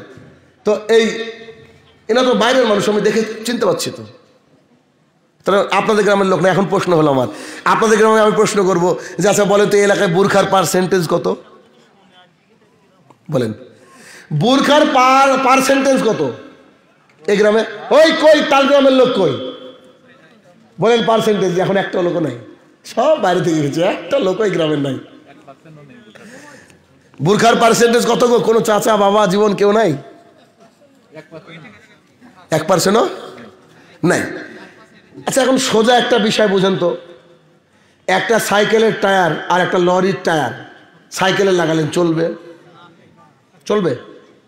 এটা চলবে না। আচ্ছা এখন আমার প্রশ্ন, যদি কোনো ব্যক্তি রমজান মাস আসছে সামনে, সে রোজা করতে পারে, তার শারীরিক কোনো অক্ষমতা নাই, ওই ব্যক্তি যদি ইচ্ছে করে রোজা ছেড়ে দেয়, ওই ব্যক্তি মুসলমান থাকবে? কোন ব্যক্তি যদি ইচ্ছে করে নামাজ ত্যাগ করে, প্রতিদিন 1 ওয়াক্ত করে, সে ব্যক্তি মুসলমান থাকবে? মান তারাকা সালাতান মুতাম্মিদান ফাকাদ কাফারা। কোন ব্যক্তি যদি 1 ওয়াক্ত সালাতকে প্রতিদিন ত্যাগ করে, ওই ব্যক্তি মুসলমান যেমন থাকবে না। কোন মহিলা যদি বুরখাকে অস্বীকার করে, বোরখা না পরে, হিজাব না পরে, জিলবাব না পরে, সুন্দর করে তার আপাদ মস্তক না ঢাকে, ওই মহিলা মুসলমান নয়। আর ও যদি মুসলমান না হয়, ও যদি হিন্দু হয়, আপনি মুসলমান, তো আপনার সাথে একটা হিন্দু মহিলা টিকে কি করে? বুঝেননি মনে আমার কথা? আবার বুঝেন, যখন আপনি বিয়ে করলেন ওকে বুঝেছেন বুর্গা টুর্গা পরে, ধরেন কথার কথা, আপনিও দিন বুঝতেন, আপনি এখন দিন বুঝেছেন, এখন আপনার স্ত্রীকে আপনি নিয়ে এসেছেন, এখন আপনাকে পর্দা করাতে হবে। এটা কি ফরজ? যদি কোনো ব্যক্তি ফরজ বিধানকে অস্বীকার করে সে ব্যক্তি মুসলমান নয়। তাহলে আপনার স্ত্রী বর্তমানে মুসলমান না, আর আপনি মুসলমান, আর আপনার স্ত্রী যদি মুসলমান না হয় তাহলে কি হবে? আপনি যদি আজকে গিয়ে সহবাস করেন জেনা হবে। আনেন মুফতি মাওলানা আনেন, কারণ ফরজ বিধানকে অস্বীকার করলে মানুষ মুসলমান থাকে না। আপনার বউ যদি পর্দা না করে, পর্দাকে যদি তোয়াক্কা না করে, মূল্যায়ন না করে, তাহলে আজকে গিয়ে যদি সহবাস করেন ওর গায়ে হাত দেন তাও জেনা হবে। ওর গায়ে যদি হাত দেন তাও জেনা হবে। কেন? আবু হুরায়রা রাদিয়াল্লাহু তাআলা আনহু বলেন, রাসূল সাল্লাল্লাহু আলাইহি সাল্লাম বলেছেন, চোখের জেনা চোখ দিয়ে দেখা, হাতের জেনা হাত দিয়ে স্পর্শ করা, কানের জেনা কান দিয়ে শোনা, অন্তরের জেনা অন্তর দিয়ে কল্পনা করা, পায়ের জেনা ওইদিকে ধাবিত হওয়া। আপনি যদি এখন আপনার স্ত্রী বাড়িতে আছে বলে আপনার স্ত্রী গায়ে হাত দিয়ে স্পর্শ করেন, আপনি একজন জেনাকার ব্যক্তি, আপনাকে পাথর মেরে হত্যা করার বিধান থাকতো যদি এটা ইসলামিক দেশ হতো। আপনার বউ বুরখা পরে না, আচ্ছা আপনার বউ বুরখা পরে না, ফরজ বিধান মানিনি, ও তো মুসলমানই না, ও মরলেই জাহান্নাম। এবার আপনিও জাহান্নামে যাবেন। কেন? মুহাম্মদ সাল্লাল্লাহু আলাইহি ওয়াসাল্লাম বলছেন, সালাসাতুন কাদ হাররামা আলাইহিমিন জান্নাহ, তিন শ্রেণীর মানুষের জন্য জান্নাত হারাম। এক হচ্ছে মদমিনুল খামরিন, নিয়মিত পান বিড়ি জর্দা গুল সিগারেট যে খায় তারা জান্নাতে যাবে না। দুই, রাজুলাতাম মিন নিসাই, পুরুষের বেশধারী নারী যারা জিন্সের প্যান্ট পরে, টপ পরে, পুরুষের মতো চুল কেটে ছোট করে পুরুষের জুতা স্যান্ডেল পায়ে দেয়, এ জান্নাতে যাবে না। তিন, আর দায়ুস লা ইয়াদখুলুল জান্নাহ, দায়ুস জান্নাতে যাবে না। সাহাবীরা বললেন, আল্লাহ রাসূল দায়ুস কি জিনিস? তখন মুহাম্মদ সাল্লাল্লাহু আলাইহি ওয়াসাল্লাম বললেন, আল্লাহ জিকরুপি হালাল খাবাস, যার বাড়িতে বেহাপনা রয়েছে ও হচ্ছে দায়ুস, যার বাড়ির বিটি পর্দা করে না, বউ পর্দা করে না হচ্ছে দায়ুস। ও যদি সারা জীবন মক্কাতে সালাত আদায় করে, ও যদি সারা জীবন হারামের মধ্যে সালাত আদায় করে, ও যদি আগত সারাটা জীবন হজ করে, সারা দিন যদি উমরায় ব্যস্ত থাকে, সারা দিন আল্লাহর জিকির আজকারে ব্যস্ত থাকে, তারপরে তাকে জাহান্নামে যেতে হবে। ওর বউ যদি বেপর্দা চলে, ওর বিটি যদি বেপর্দা চলে। বলেন এবার কজন জান্নাতে যাবে?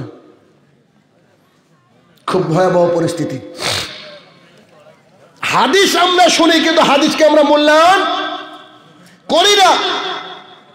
কিয়ামতের মাঠের একটা দৃশ্য আপনাকে দেখাই, মোটামুটি দৃশ্যটাকে আপনাকে বোঝানোর চেষ্টা করি। কিছু মহিলা পেটে বাচ্চা নিয়ে মারা গিয়েছে, সেসব মহিলারা দাঁড়িয়ে অথবা বসে আছে। আপনাকে একটা প্রতীকীভাবে বোঝানোর চেষ্টা করছি কিয়ামতের মাঠ।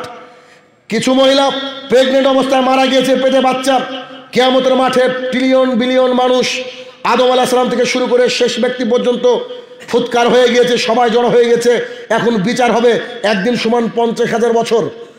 সূর্য এখন থেকে দূরে, যদি আপনি এখান থেকে মাইল গুনতে শুরু করেন, বিজ্ঞানীরা বলছে এখান থেকে 93 মিলিয়ন মাইল দূরে সূর্য আছে।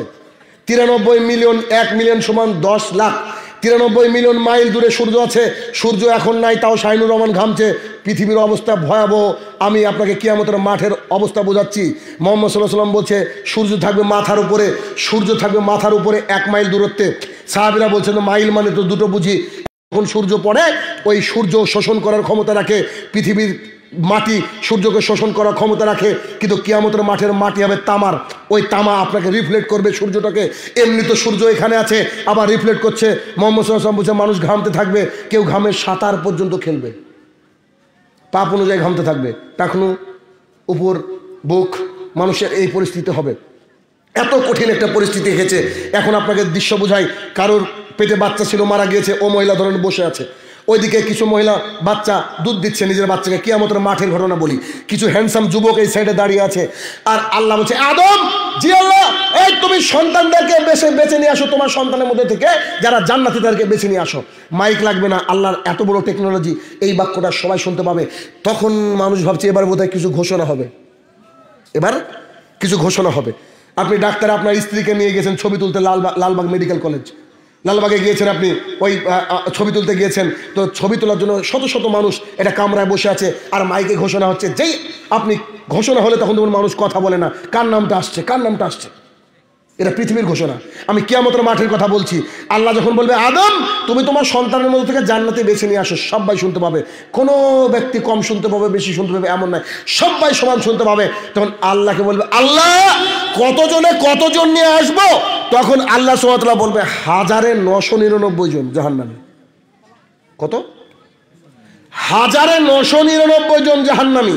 মুহাম্মদ সাল্লাল্লাহু আলাইহি ওয়াসাল্লাম প্রেক্ষাপটটা এইভাবে বোঝাচ্ছেন, ওই যে মা বসেছিল, যার পেটে বাচ্চা ছিল, ও বাচ্চা প্রসব করে ফেলেছে, এই ঘোষণা শুনে মেয়ে বুঝতে পারেনি। পৃথিবীর বুকে সবচেয়ে কঠিন কাজ হচ্ছে নর্মাল ডেলিভারিতে বাচ্চা এই পৃথিবীর বুকে আনা। আপনি আপনার স্ত্রীকে জিজ্ঞাসা করবেন, আপনার মা, আমার মা কত যন্ত্রণা কষ্ট সহ্য করে আমাদেরকে জন্ম দিয়েছেন। সে সময় মেয়েরা মরতে চায়। এই সিচুয়েশন, কিন্তু মেয়ের বাচ্চাটা হয়ে গিয়েছে, মেয়ে বুঝতে পারেনি ঘোষণা শুনে। কত বড় কঠিন ঘোষণা। অমিত শাহ বলছে এনআরসি হোগা, পুরা বাঙ্গাল কে লিয়ে এনআরসি হোগা, পুরা ইন্ডিয়া কে লিয়ে এনআরসি হোগা, বলেছে না বলেনি? যখন এই কথা বলেছে, দেখা যাবে ও বেচারা জীবনে তাহাজ্জুদ পড়েনি, ফজরের নামাজ পড়ে না, রাত 2টোর থেকে আধার কার্ড ঠিক করার জন্য লাইনে। মন্ডলের জায়গায় ও হওয়ার কথা ছিল, এ কেনে আসলো? আমার বাপের বিশ্বাস আমার কেন? ওই যে আরেকটা মহিলাকে দেখলেন পেটে বাচ্চাকে দুধ দিচ্ছিল, ও বাচ্চা পড়ে গিয়েছে, মা বুঝতে পারেন। আর এই যে হ্যান্ডসাম যুবক দাঁড়িয়ে ছিল, এই যুবকরা 80 বছরের বৃদ্ধ হয়ে গেছে একটা ঘোষণা শুনে। এটা হচ্ছে কিয়ামতের মাঠ। বলেন এবার আপনার পীর বাঁচাবে এখানে আপনাকে? আরে নবী রাসূলরা বলবে ইয়া নফসি ইয়া নফসি, হায় আল্লাহ আজকে আমার কি হয়, আমার কি হয়। শুধু মুহাম্মদ সাল্লাল্লাহু আলাইহি ওয়াসাল্লামের ব্যতিক্রম আওয়াজ আসবে, ইয়া উম্মতি ইয়া উম্মতি, আল্লাহ আমার উম্মতের কি হবে, আমার উম্মতের কি হবে। কত বড় ভয়াবহ পরিস্থিতি। ওখানে বাঁচবেন কি করে? ওই জায়গায় বাঁচবেন কি করে? ওই জায়গায় আপনার স্ত্রী বেপর্দা চলে গিয়েছে, বুঝেন বিষয়টা। আমি বলতে চাইলাম যে আপনাকে অপদস্থ করে জাহান্নামের মধ্যে ফেলে দেওয়া হবে। অতএব ফরজ বিধানকে পালন করতে হবে। সামনে বার যদি এই গ্রাম কিংবা আশেপাশের কোনো গ্রামে আসি, যদি সুযোগ হয়, শুনবো যে এই গ্রামের আপনি কাপুরুষটা আপনার বুকে অন্যজনা দেখে, মোহরানা দিলেন আপনি, খেতে দেন আপনি, পড়তে দেন আপনি, সব কিছু আপনি করেন, আর আপনার স্ত্রীকে অন্যজন দেখে লালসা মেটাবে, মানে মেটাই কি করে? আপনাকে পরিবর্তন হবে বক্তৃতা শুনে। বাবা শাহিনুর রহমান কি সুন্দর বক্তৃতা দিল, মাদানী সাহেব কি সুন্দর বক্তৃতা দিল, এইসবের কোনো মূল্যই নাই, এসবের কোনো মূল্যই নাই। কিয়ামতের মাঠে 999 জনে একজন জান্নাতি। এখন যদি এই আপনার তাল গ্রামে 500 ঘরের লোকের বসবাস থাকে, তাহলে মোটামুটি বুঝে নেন কজন জান্নাতি। মুহাম্মদ সাল্লাল্লাহু আলাইহি ওয়াসাল্লাম বলছে, এই পৃথিবীতে অচেনা হয়ে বসবাস করো। এই পৃথিবীটা তোমাদের জন্য ক্ষণিকালয়। রাস্তায় চলতে চলতে পথিক যেমন ক্লান্ত হয়ে একটু দাঁড়িয়ে পড়ে, তুমি মনে করো পৃথিবীটা তোমার জন্য ওই রকম। অথচ আপনার আমার অবস্থা কি? একটা সমাজকে ধ্বংস করার জন্য মহিলারা দায়ী। আজকে সমাজের মধ্যে পর্নিকেশন চলছে, অ্যাডাল্ট্রি চলছে, মহিলাদের বেপরদার যে মাত্রা বেড়ে গিয়েছে তা ভাবনারও বাইরে। এখন তাদের দিকে তাকানো পর্যন্ত যায় না। ওই মেয়ে গেল তো আপনারই তো মেয়ে, আপনি ঢাকেন না কেন? আপনাকে লজ্জা দেওয়ার জন্য কথা বলি একটা, আমি যা প্রায় প্রোগ্রামে বলছি, আপনার এখানেও বলছি, আপনাকে একটু লজ্জা দেওয়ার জন্য বলি। ব্যাপারটা কি শুনেন। আপনাদের এলাকায় কসাই কেমন আছে? কসাই অনেক আছে না? অনেক আছে। এখন ভাই সব ব্যবসায় কম্পিটিশন, সব ব্যবসায়ী। সবজি বাড়ি বাড়ি পৌঁছে যাচ্ছে, পানি পর্যন্ত বাড়ি বাড়ি পৌঁছে দিচ্ছে না, সব কম্পিটিশন।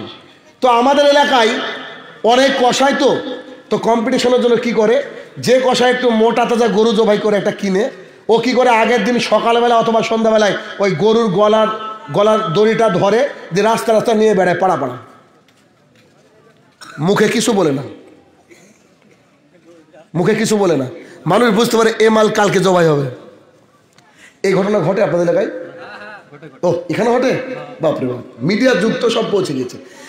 ওই লোক গরুটাকে ঘুরিয়ে দিয়ে বেড়ালো কেন বলেন তো?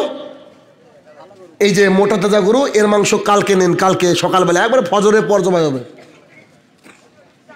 ও গরুকে বিক্রি করার জন্য করলো। তো আপনার মেয়েকে কি আপনিও কসাই হয়ে ঘোরাচ্ছেন নাকি? আপনি কি আপনার মেয়েকে কসাই হিসেবে ঘোরাচ্ছেন যে দেখো আমার মালটা কি দারুণ গো, যে যা চাটা পুটা দরকার চেটে নাও, পরবর্তী সময় যার দরকার তাকে দিয়ে দেবো? নাউজুবিল্লাহ মিন যালিক। এটা যে বর্তমান সমাজ কিনা বলেন তো? হাজি সাহেব দোকানে এই চা খেতে খেতে পান চিবাতে বলছে, ওই যে আমার মেয়ে ইংরেজিতে অনার্স, দেখেছো? কোনটা করেছে? জিন্সের প্যান্ট পরেছে ওটা। হাজি সাহেব বলছে, বলেন ওর হজ কবুল হয়েছে? চিন্তা করেন। তাহলে এই যে জাহালাত, এই মহিলাদের জাহালাত থেকে ফিরে আসতে হবে। আমেরিকার একজন গবেষক লেখিকা একটা ল্যাডওয়েন ডেলুকা বলে একজন মহিলা, উনি ইসলামকে নিয়ে আজে বাজে লেখার জন্য বিখ্যাত একটা মহিলা। উনি বলছেন, আমি কোরআনুল কারীম পড়ছিলাম, পড়তে পড়তে পড়তে আমি ভাবলাম যে ইসলামে কোথায় ভুল আছে, কোরআনে ভুল আছে, ধরবো আমি। সূরা তাহা চলে এসে বলছে, আরে এর মধ্যে বিগ ব্যাং থিওরি কোথা থেকে আসলো, পৃথিবী সৃষ্টির রহস্য। তো তিনি আরোভাবে স্টাডি করার পরে আলহামদুলিল্লাহ তিনি শেষে ইসলাম গ্রহণ করলেন। ইসলাম গ্রহণ করার পরে তিনি একটা কিতাব লিখছেন, ওই কিতাবের মধ্যে তিনি বলছেন, those women who are wearing skirt, they always invited the people, come to my shop which is 24 hours open, whatever you need you can take it from here without cost. উনি বলছেন যে যেসব মহিলারা টাইট ফিট পোশাক পরে, skirt পরে, short জামা টামা পরে, সেসব মহিলারা যেন তাদের এই পোশাকের মাধ্যমে একটা সাইনবোর্ড টাকিয়ে দিয়েছে যে আমার এটা দোকান 24 ঘন্টা খোলা আছে, যার যা দরকার নিয়ে যাও, 1 টাকাও লাগবে না। একটা মহিলা যিনি খ্রিস্টান ছিলেন তিনি এই কথা বলছেন, চিন্তা করুন, ভাবা যায়? তাহলে এই যে মহিলা, এই মহিলা ইসলাম গ্রহণ করার পরে নিজের সম্ভ্রম ইজ্জতকে বুঝতে পারলেন। মহিলারা ইসলাম মহিলাদেরকে সিকিউরিটি দিয়েছে, ইসলাম মহিলাদেরকে সিকিউরিটি দিয়েছে। অথচ আমরা মহিলাদেরকে খোলা ময়দানে ছেড়ে দিয়েছি। আজকে কল সেন্টারে মহিলা, আপনার কোনো প্রতিষ্ঠানে যাবেন, শুরুতে মহিলার সাথে কথা বলতে হয়। কোনো আপনার দাওয়াখানা যাবেন, প্রথমে মহিলার সাথে কথা বলতে হয়। ডাক্তারের কাছে যাবেন, অ্যাসিস্ট্যান্ট মহিলা। আপনি শপিং করতে যাবেন, মহিলা। মানে শুরুতে আপনাকে জেনা করে তারপরে ভিতরে ঢুকতে হবে। আবার কি বলে, সুন্দরী ছাড়া মহিলা রিসেপশনে নেওয়া হয় না, সুন্দরী মহিলাকে রিসেপশনে নেওয়া হয়। দেখবেন বিমানবালা যারা, মানে বিমানে যারা সফর করেছেন তারা জানেন যে কিছু মহিলারা এসে বলে, what can you do sir, what can I give for you, আপনি কি দরকার, have any problem, have any travel to you, কত রকমের কথা বলে মিষ্টি হেসে। একটা মহিলাকে কালো অসুন্দরী পাবেন না, সব সুন্দরী মহিলা। কেন? ও ভাবে যে আকাশে উঠছে, যে না করুক, নাহলে কি মজা পায়? কখন যে চলে যেতে হবে পৃথিবী থেকে, এটা আমাদের হিসাব নাই, এটা আমাদের খেয়াল নাই। তাহলে মহিলাদেরকে জেনা থেকে বাঁচাতে পারে তার পরিবার। মহিলারা অমূল্য সম্পদ, বহুবার বলেছি। রাসূল সাল্লাল্লাহু আলাইহি ওয়াসাল্লাম বলছে, গোটা দুনিয়াকে বিক্রি করে দিলে একটা মহিলার দাম হয় না। আলমারাতুস সালেহা, নেককার বিবির এত দাম। আবু হুরায়রা রাদিয়াল্লাহু তাআলা আনহু বলেন, রাসূল সাল্লাল্লাহু আলাইহি ওয়াসাল্লাম বলেছেন, কারো যদি তিনটি কন্যা সন্তান হয়, এই 3টি কন্যা সন্তান হলো, তাই সে আল্লাহর প্রতি রাজি খুশি হয়ে গেল এবং তাকে বড় করতে লাগলো, সৎ পাত্রের হাতে তুলে দিল। আচ্ছা, সৎ পাত্র মানে যার বিড়ির ব্যবসা আছে, যার বিশাল বড় বিজনেস হারামের, যার অনেক টাকার মালিক। আমাদের তো তাই খুঁজে সমাজে। দাড়িওয়ালা মৌলবি দেখলে না না না না না, এ দেওয়া যাবে না, অসুবিধা, জঙ্গি বলে কবে ধরে নিয়ে যাবে, আমার বিটি একা হয়ে যাবে, জাহান্নামে যাক, there is no problem at all. এখানে সমস্যা। সৎ পাত্র মানে মিনিমাম দাড়িওয়ালা লোক। আমাদের সমাজে বেশিরভাগই অবশ্য মেয়ের বিয়ে মেয়ের সাথে দেয়, মেয়ের বিয়ে মেয়ের সাথে দেয়। দাড়ি পুরুষের বৈশিষ্ট্য। আমি আপনাকে বললাম যে এই সাইজের হলে ছাগল আর এই সাইজের হলে গরু। আচ্ছা ভাই, এই সাইজের ছাগল আর এই সাইজ হলে গরু, এটা বৈশিষ্ট্য একটা, তাই না? আপনাকে বৈশিষ্ট্য বলে দিলাম। তো একটা পুরুষের বৈশিষ্ট্য, তার গালে দাড়ি থাকবে, দাড়ি নাই মানে পুরুষ না, সোজা কথা। দাড়ি রাখা ওয়াজিব, কেউ কেউ বলেছে ফরজ, আর কিছু আলেম বলছে সুন্নাহ বলে চালিয়ে দিচ্ছে। আশ্চর্য দুনিয়া। তালগ্রামের মানুষের ইমান আছে প্রচুর, কিন্তু দাড়ি নাই। এরা কেমন ইমানদার? হ্যাঁ, ইমানদার মানে দাড়ি থাকবে এবং হস্তক্ষেপ মুক্ত দাড়ি থাকবে, পুরোপুরি ছেড়ে দেবে, দাড়ি হালাতে দাড়িকে ছেড়ে দিতে হবে। তাহলে ওই মহিলাকে যদি আপনি মনে করেন আপনার ওই 3টি মা, আপনার 3টি কলিজার টুকরা আল্লাহ দিলেন, আল্লাহর উপরে সন্তুষ্ট হয়ে গেলেন, সৎ পাত্রের উপরে আপনি ন্যস্ত করে দিলেন। এরপরে যে বাক্যটা মুহাম্মদ সাল্লাল্লাহু আলাইহি ওয়াসাল্লাম বললেন, মুহাম্মদ সাল্লাল্লাহু আলাইহি ওয়াসাল্লাম বলছে, ওর বাপ আর আমি মুহাম্মদ সাল্লাল্লাহু আলাইহি ওয়াসাল্লাম জান্নাতে এভাবে থাকবো, এভাবে। মানে যার 3টি কন্যা সন্তান, সে যদি ঠিকঠাক লালন পালন করে, পর্দা করায়, তাহলে মুহাম্মদ সাল্লাল্লাহু আলাইহি ওয়াসাল্লামের সাথে এভাবে জান্নাতে থাকবে। সাহাবী বলছে যদি দুটো মেয়ে হয়, তো যে তার বাপ এরকম করলে এভাবে থাকবে। তো সাহাবী বলছে একটার ব্যাপারে জিজ্ঞাসাই করলাম না, বোধহয় একটা হলে এইটাই করতো। তাহলে মহিলারা কত উন্নত জাতি, আল্লাহু আকবার। আল্লাহ তাদেরকে এত সম্মান দিয়েছেন, ইসলাম ছাড়া অন্য কোনো ধর্মের মানুষ এই মহিলাদেরকে এত সম্মান দেয়নি। আজকেও হিন্দুরা খ্রিস্টানরা মা বোনেদের যখন মাসিক হয়, মেন্স হয়, তাদেরকে অপয়া, তারপরে অসুচি মনে করে, অপবিত্র মনে করে।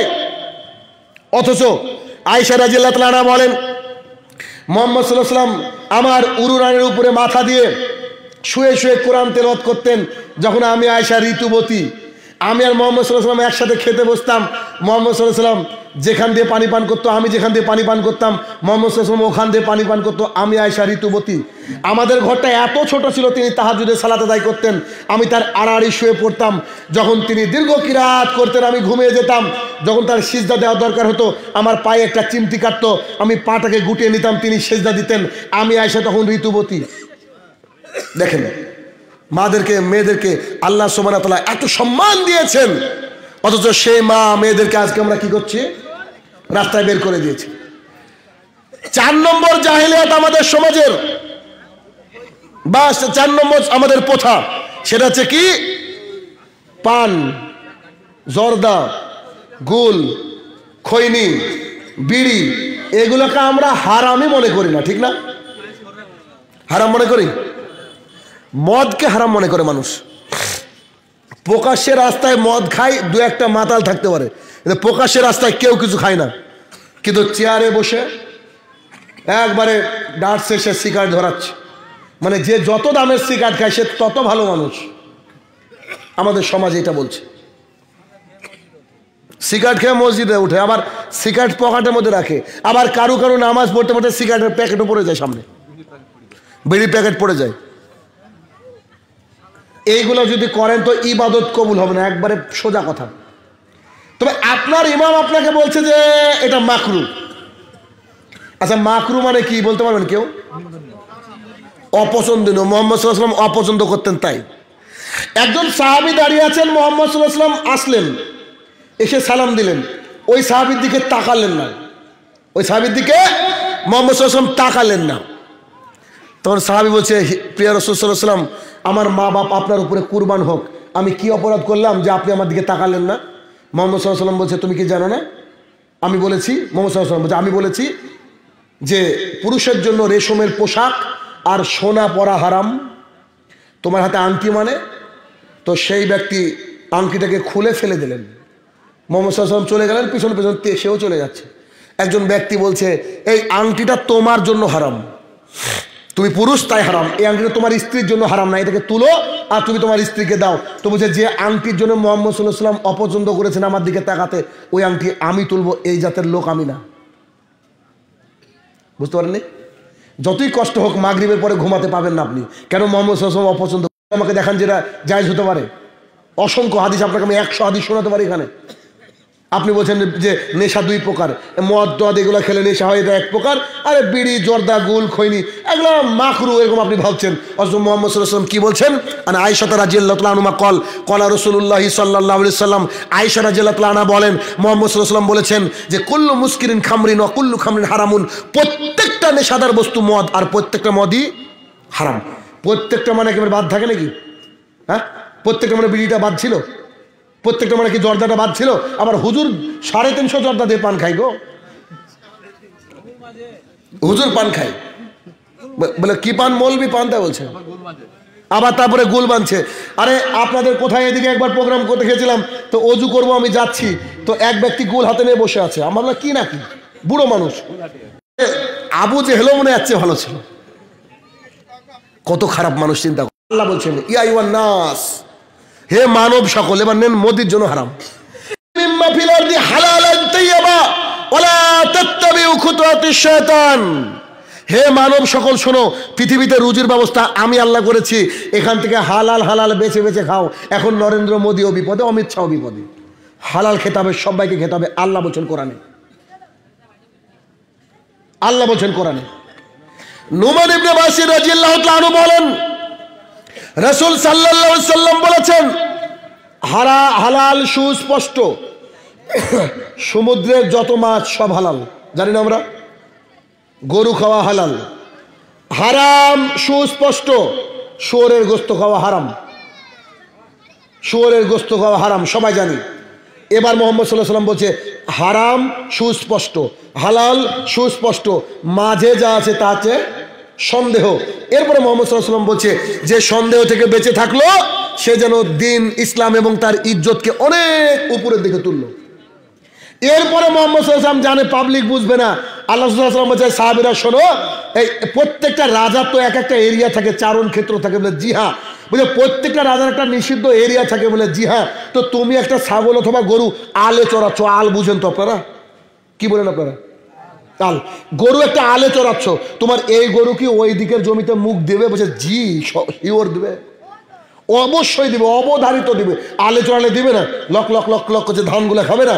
তো মোহাম্মদ সাল্লাল্লাহু আলাইহি ওয়াসাল্লাম বলছে সন্দেহ হারাম। নেন এবার মোহাম্মদ সাল্লাল্লাহু আলাইহি ওয়াসাল্লাম কি বললেন? সন্দেহ হারাম, যা সন্দেহ তার থেকে দূরে থাকতে হবে। আচ্ছা, আবু বাক্কারের মতো পৃথিবীতে এখন কেউ বেঁচে আছে কি? কেউ? আবু বাক্কার মানে জান্নাতি, কোনো কোশ্চিন হবে না। আবু বাক্কার মানে জান্নাতি, কোনো প্রশ্ন হবে না। আশারায়ে মুবাশশারার অন্যতম একজন, 1 নম্বর ব্যক্তি আবু বকর সিদ্দিক রাদিয়াল্লাহু তাআলা আনহু। সেই আবু বকর সিদ্দিক রাদিয়াল্লাহু তাআলার কাছে একটা দাস ছিল, তো সেই দাস মাঝে মধ্যে টাকা এনে দিত। আবু বকর রাদিয়াল্লাহু তাআলা গুছিয়ে রাখতেন, টাকাগুলো গুছিয়ে রাখতেন। খাবার এনে দিলে জিজ্ঞাসা করে খেতেন। একদিন খাবার এনে দিয়েছে আবু বকর সিদ্দিক রাদিয়াল্লাহু তাআলা, 1 লুকমা খাবার দিয়েছেন। আয়েশা তার মেয়ের বর্ণনা হাদিস, 1 লুকমা খাবার আমার আব্বা গলা ধক্ক করেছে, গিলে ফেলেছে। এরপরে বলছে আচ্ছা আজকে তো তোমাকে আমি জিজ্ঞাসাই করলাম না খাবার আসলো কোথা থেকে, তো খাবার কোথা থেকে এনেছো? তো আবু বকর ওই যে জাহালাতের জামানায় লোকের হাত দেখে আমি ভাগ্য নির্ণয় করতাম, মানে বাটপারি করে বেড়াতাম, ভাগ্য নির্ণয় করতাম। তো এক লোকের ভাগ্য দেখে দিয়েছিলাম, তো সে লোক আমাকে কিছু দিয়েছিল না, বহুত দিন পর দেখা সে আমাকে খাবারটা দিয়েছে। তো আপনাকে দেওয়া মাত্র আপনি খেতে শুরু করেছেন, আমাকে জিজ্ঞাসা করেননি, আমি বলতে পারিনি। তো আবু বকর সিদ্দিক রাদিয়াল্লাহু তাআলা কি করলেন জানেন? আয়েশা রাদিয়াল্লাহু তাআলা বলছেন আমার আব্বা আঙুলটাকে গলার মধ্যে ঢুকিয়ে দিলেন, ঢুকে দে খাবারটাকে তুলে ফেলে বলছে আমি আবু বকরের পেটে যদি খাবারটা থাকতো হয়তো আল্লাহ দরবারে আমি ধরা পড়ে যেতাম, মানে জাহান্নামে যেতে হতো। দিন রাত আপনি হারাম খান, আপনার কোনো টেনশনই নাই। আপনার বউকে বিড়ি বাঁধাচ্ছেন, আশ্চর্য জাতি গো। আল্লাহ শুরুতেই মুহাম্মদ সাল্লাল্লাহু আলাইহি ওয়াসাল্লাম বললেন না, শুরুতেই আপনাকে বলা হয়েছে যে যুবকের দল ক্ষমতা থাকলে বিয়ে করলো, আপনি আপনার বউকে দিয়ে বিড়ি বাঁধাবেন কেন? আপনি দিন রাত খাটেন। এই ইবাদত, এটা খেয়ে তো ইবাদত কবুল হবে না, এটা খেয়ে ইবাদত কবুল হবে না। আর মাজার মানে গাঁজার চাষ, মাজার মানে গাঁজার চাষ, তাই না? কি অবস্থা, মুজগুলা দেখবেন হলুদ হয়ে যায়, কি ধোয়া রে বাবা, এত গাঁজা খাই, সব দেখবেন ওই আখড়া। আবার ওই মাজারে গিয়ে কি বাজছে? ডিজে বাজে কিনা? বাজে না আপনাদের এলাকায়? সুবহানাল্লাহ। ওরা আবার কি বলছে? এটা ভজন। এই যে আপনার এলাকায় বন্ধন আছে, বন্ধন গ্রুপ লোন এগুলো আছে, আমি অবাক হয়ে যাই, বিশ্বাস করুন। আমি আমার ভাষা থাকে না, আই এম স্পিচলেস, আমার কিচ্ছু বলার থাকে না। তিরমিজির, আবু দাউদের হাদিস, মুহাম্মদ সাল্লাল্লাহু আলাইহি ওয়াসাল্লাম বলছে কেউ যদি 1 টাকা বন্ধনে নেয়, 1 টাকা বন্ধনে নেয়, 1 টাকা বন্ধনে নেয়, তার 70টা পাপ হয়। কটা পাপ? সবচেয়ে নিচের পাপ হচ্ছে নিজের মায়ের সঙ্গে জেনা করা। আমি এই বাক্য বোঝাতে পারিনি বোধহয় মানুষকে। মুহাম্মদ সাল্লাল্লাহু আলাইহি ওয়াসাল্লাম বলছে কেউ যদি বন্ধনে 1 টাকা নেয় সুদে, গ্রুপ লোনে 1 টাকা নেয়, LICর জন্য করে, এগুলো যদি করে সে তার মায়ের সাথে তার মার সাথে সন্তান সহবাস করে। তাহলে বুঝতে পারছেন যে করোনা কেন এসেছে? প্রতিদিন সহবাস চলছে মায়ের সাথে। আপনি যদি বৈধভাবে সুন্দর সন্তান হন তো এই কিস্তি শেষ কিস্তি, এখন আপনাকে এখানে বসে বলতে হবে আল্লাহ গো আমাকে ক্ষমা করে দাও, আর আমি জীবনে বন্ধন নেব না। আপনাকে বাঁচতে হবে আপনার মায়ের সাথে জেনা করার জন্য। অপর হাদিসে মুহাম্মদ সাল্লাল্লাহু আলাইহি ওয়াসাল্লাম বলছে কেউ যদি সুদে 1 টাকা সুদ খায়, 1 দিরহাম যদি সুদ খায়, 1 টাকা যদি সুদ খায়, আপনার বোঝার জন্য বলছি, সে 36 জন নারীর সাথে জেনা করে যে পাপ হবে তার চেয়ে বেশি পাপ হয়। আল্লাহ বলছেন ইয়া আইয়ুহাল্লাযীনা আমানু ওয়াদারু মা বাকিয়া মিনার রিবা, হে ঈমানদারগণ রিবা থেকে, হারাম থেকে দূরে থাকো। ইন কুনতুম মুমিনিন, তুমি যদি মুমিন হও। ফাইল্লাম তাফালু, যদি আমার এই আয়াত শোনার পরেও তোমার বাড়িতে বন্ধন থাকে, হারামের চাকরি থাকে, হারাম খাও, ফাযানু বিহারবি মিনাল্লাহি রাসূলিহি, আল্লাহ এবং আল্লাহ রাসূলের সাথে যুদ্ধের ঘোষণা হয়ে গেল। এই বাক্যটা যদি আপনাকে আমি বুঝাতে পারি জীবন সার্থক। তার মানে আল্লাহ আর আল্লাহ রসুল আপনার সাথে যুদ্ধ করার জন্য প্রস্তুত, যদি আপনার বাড়িতে কি থাকে বলেন তো? বন্ধন থাকে। এবার আপনি আমার এই বক্তৃতা শোনার পরে তারপরে বন্ধন রাখলেন, তার মানে আপনি মনে মনে বলতে চাইলেন যে Allah let's come have a fight, we are ready. বুঝতে পারলেন না? তার মানে বন্ধন থাকা মানে আল্লাহকে আপনি বলতে চাইছেন যে আসেন আপনি আর মোহাম্মদ সাল্লাল্লাহু আলাইহি ওয়াসাল্লাম তো দেখবো, যুদ্ধের রেডি আমরা, এটা আপনি বলতে চাইলেন। ভাবেন এ হারাম। রাসূল সাল্লাল্লাহু আলাইহি ওয়াসাল্লাম বলেন ইন্নাল্লাহা তাইয়্যিবুন লা ইয়াকবালু ইল্লা তাইয়্যিবা, আল্লাহ পবিত্র, পবিত্র জিনিস আল্লাহ সুবহানাহু ওয়া তাআলা গ্রহণ করেন না। সামাজিক ব্যাধি এটা, যে বিড়ি সবারই সামনে খাচ্ছে, খৈনি সবারই সামনে খাচ্ছে, গুল সবারই সামনে খাচ্ছে, কেউ কিছু বলে না কেন? এত যদি ভালো হয়, এত যদি ভালো লাগে, আপনার বউ বিটিকে নিয়ে খাবেন। বুঝতে পারেননি? এত যদি ভালোই হবে, ভিটামিন হয়, তো ভিটামিন আপনার বউ বাচ্চাকে ছেড়েন ই করেন কেন? আপনাদের ছেলেরা মাধ্যমিক দিবে, উচ্চ মাধ্যমিক দিবে, ওকেও এক প্যাকেট কিনে দেবেন, ও খাবে, বাপ বেটা সবাই মিলে ডাইনিং টেবিলে বসে খাবেন। আপনার মেয়েকেও খাবেন, আপনার মাকেও খাওয়াবেন। আপনার মায়ের 70 বছর হয়েছে, আপনার মাকে বললেন মা দুটান মারো দেখি কেমন লাগে, এটা আপনি খাওয়াবেন? নির্লজ্জ বেহায়া আপনি, দিন রাত আপনি শুনছেন। আরে আমি না আসলে কি হবে? ইন্টারনেটে হাজার হাজার ওয়াজ আছে, আপনি শুনেন না? আলেমরা বলছে হারাম, আর আপনার ওই পীর ফকির কেউ বলেছে আরে খান গো, ওর যে কি শোনাতে হবে কিয়ামতের মাঠে আপনি জানেন? আপনি আমি বুঝতে পারি না বিষয়টা। এই যে সামাজিক ব্যাধি, এটুকুই থাক নাকি আজকে পর্যন্ত? এটুকুই মানার চেষ্টা করেন। আবার প্রশ্ন, বড় বড় আলেম থাকতে আমাদেরকে কেন প্রশ্ন করেন ভাই?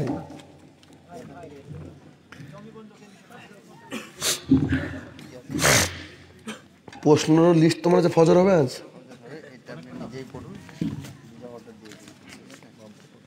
প্রথম প্রশ্ন, বিসমিল্লাহির রহমানির রহিম বলেছেন বাইতুল মামুর কোথায় দক্ষিণ পশ্চিম দিকে আছে, সেখানকার কি অবস্থা? প্রথম আসমানে কে আছেন? কোন দিকে মুখ করে কি পোশাকে আছেন? যার 12 মাস তাহাজ্জুদ নামাজ কাজা নাই তাকে মহাসম্মানিত করা হবে। সেই দরবে সেই ব্যক্তি যদি থাকেন তার সঙ্গে মোলাকাত করবো পরে জিজ্ঞাসার জন্য কেন?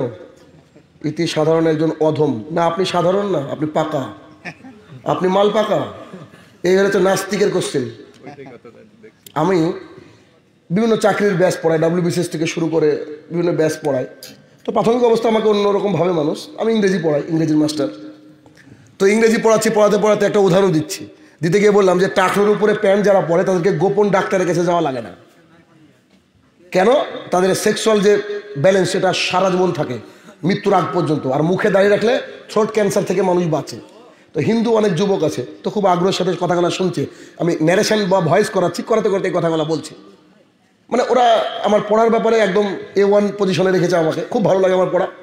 তো এবার আমি এই কথাগুলো বলছি, এই ব্যাপার। তো এটা যে বিজ্ঞানের কারণ আমি এই কথা বলছি, এটা এখনকার বিজ্ঞান বলছে। স্যার আপনি বিজ্ঞানের জন্য পড়ান? আমি জি না, মোহাম্মদ সাল্লাল্লাহু আলাইহি ওয়াসাল্লাম বলেছে তাই। বুঝতে পারেননি? মোহাম্মদ সাল্লাল্লাহু আলাইহি ওয়াসাল্লাম যেটা বলেছে সেটা আমি মেনে নেব, আর কোনো কথা না। আচ্ছা এখন যদি কেউ বলে যে আদম আলাইহিস সালামের জানাজা কে পড়েছে, তো তোর বাপ পড়িয়েছে। আপনি প্রশ্ন করবেন কি বলেন তো? আমল করার জন্য যেটা আপনার কাজে লাগবে। বর্তমান সমাজে নবীন নূরের তৈরি না মাটির তৈরি ঝামেলা হয়, এই কোশ্চিন কেউ আপনাকে কোনোদিনও করবে না, শয়তানও করবে না। এই যে বাইতুল মামুর দক্ষিণে নাকি পশ্চিমে, তারপরে হচ্ছে এই প্রথম আসমানে কে কোন দিকে মুখ করে আছে, আপনি মরেন বুঝতে পারবেন, কবরে এই সব উত্তর আছে এগুলো। বলেন ভাই। নফল নামাজ বসে পড়া যাবে কি? নফল নামাজ সবাই বলে নফল নামাজ বসে পড়তে হয়। এই নফল নামাজ বসে পড়া যাবে কি? এটা একটা ট্র্যাডিশন মানিয়ে নিয়েছে মানুষের, নফল মানে বসে পড়তে হবে। জি না, নফল বসে পড়া যাবে না, কোনো সলাৎ বসে পড়া যাবে না যতক্ষণ আপনার ক্ষমতা আছে। যদি ক্ষমতা না থাকে বসে, না হলে শুয়ে, না হলে ইশারায়, মানে আপনাকে সলাৎ আদায় করতে হবে, এটা জরুরি। তবে নফল বলে বসে পড়তে হবে, এটা একটা বিদআত। এটা মুহাম্মদ সাল্লাল্লাহু আলাইহি ওয়াসাল্লাম বলেনি, আমরা বানিয়েছি। পরে প্রশ্ন। সম্মানিত শেখ, কোন ব্যক্তি সুদে লিপ্ত আছে, সে বা সুদ থেকে বাঁচতে চায়, সে কি করবে? বন্ধনে বইটা আখার মধ্যে ঢুকিয়ে দেবে, জ্বালিয়ে দেবে, ব্যাস। আর আল্লাহকে বলবে আল্লাহ আমাকে রুজির ব্যবস্থা করে দাও। শাইনুর রহমান বলে গেল এতগুলো কোরআন এবং হাদিস, আল্লাহ আমি মায়ের সাথে আর্জেনা করতে চাই না, তুমি আমাকে ক্ষমা করো এবং তুমি আমাকে রুজির ব্যবস্থা করো, তোমাকে দিতে হবে রুজি। আল্লাহকে আপনি এইভাবে বলেন, ইনশাল্লাহ আল্লাহ আপনাকে রুজি দেবে। পরে প্রশ্ন। মেয়েদের মাজার যাওয়া জায়েজ আছে কি? সে বিসমিল্লাহ বলে মদ খাওয়া জায়েজ কি? এ প্রশ্নের উত্তর দাও, ওটার উত্তর তাই। আল্লাহর নবীর প্রতি কোন দরুদ পাঠ করব? একটাই দরুদ, দরুদ পৃথিবীতে নাই। বালাগালুল আবি কামাল, এটা একটা কবিতা। এই কবিতা নিয়ে আজকে হয়ে গেছে। যেমন অনেকে দেখবেন যে তাবিজ ঝুলায় না, দেখবেন ওখানে লেখা থেকে 1 2 3 4 5 6, ওটা আরবিতে লেখা থেকে ওয়াহিদ ইতনিন তালাতা আরবা খামসা সিত্তা সাবা তামানিয়া তিসা। আরে ভাই, একে চন্দ্র বই রাখেন, তাও বরকত হবে, বুঝতে পারেন না? ওরকম অতএব সবরের জন্য এটা যাইছে পরে। সুদ আর হারামকে নামাজ কবুল হবে কি? ইন্নাল্লাহ তাইয়্যিবুন লা ইয়াকবালু ইল্লা তাইয়্যিবা, আল্লাহ পবিত্র, পবিত্র জিনিসটা গ্রহণ করবে না। যারা সুদ খায় তারা হচ্ছে নোংরা মানুষ, ম্যাথরের চেয়েও খারাপ। অতএব এদের ইবাদত কবুল হবে না, আল্লাহ রসুল বলছেন, হাদিস মুসলিম শরীফ। তারপর মরা মানুষের ভাত দেওয়াটা কি জায়েজ? মরা মানুষের মরা মানুষ মারা গেলে তার ভাত দেওয়া কি জায়েজ? কি দেওয়া? ভাত ভাত ও খাওয়া, খানা। জি, মরা মানুষ কেউ যদি মারা যায় তো সে মানে মানুষকে খাওয়াতে পারে, তবে সেই খাবারটা করতে হবে না, লোক খাবে না, আপনি আমি খাবো না, ভিখারি মিসকিন খাবে, ওটা হচ্ছে সদকা। তারপর মানুষের হাতে গলায় মাদুরে দেওয়াটা ঠিক? 100% হারাম। মুসনাদ আহমদ 4 নম্বর খণ্ড 256 নম্বর পৃষ্ঠা, মান তাল্লাকা তামিমা ফাকাদ আশরাকা। কেউ যদি তাবিজ ঝোলালো, শিরক করলো। আর কোনো ব্যক্তি যদি শিরকের গুনাহ করার পরে খাস তোবা ছাড়া মারা যায়, তাহলে তাকে জাহান্নামে যেতে হবে। সূরা নিসা 16 নম্বর 4 আয়াত নম্বর 48 এবং 116। আমি এটা দলিল দিলাম কেন বলেন তো? জানি তো। তারপরে বলেন নামাজের নিয়ত কিভাবে করতে হবে? আপনারা যেভাবে নামাজ পড়েন তা লোক মেনে নিচ্ছে না কেন? ও, নামাজের নিয়াত কিভাবে পড়তে হবে আর আপনারা যেভাবে নামাজ পড়েন লোক মেনে নিচ্ছে না কেন, এ দুটো প্রশ্ন। আচ্ছা, প্রথম প্রশ্ন যে নামাজের নিয়াত কিভাবে করতে হবে। আচ্ছা, জানেন আমি এই কান দিয়ে দেখতে পাই। হাসছেন কেন? তার মানে আমি অসম্ভব কথা বলেছি না? তো নিয়াত হচ্ছে অন্তরের কাজ। মুখ দিয়ে যদি কেউ বলে যে নিয়াত করি, তার মানে আমি কান দিয়ে দেখতে পাই। এটা যখন যেমন অসম্ভব, নিয়াত মুখ দিয়ে পড়া অসম্ভব।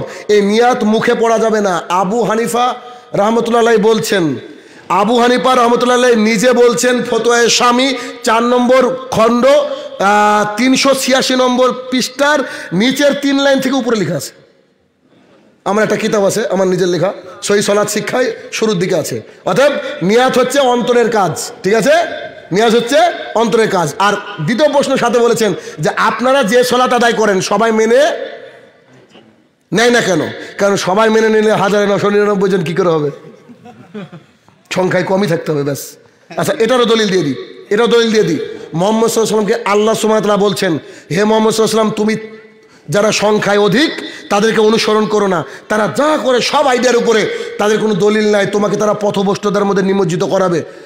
6 নম্বর সূরার 116 নম্বর আয়াত, এখনই খুলেন পেয়ে যাবেন। তারপর যারা সংখ্যায় বেশি তারা ভুল রাস্তায় আছে, আল্লাহ বলছেন, আমি না। 6 নম্বর সূরার 116 নম্বর আয়াত।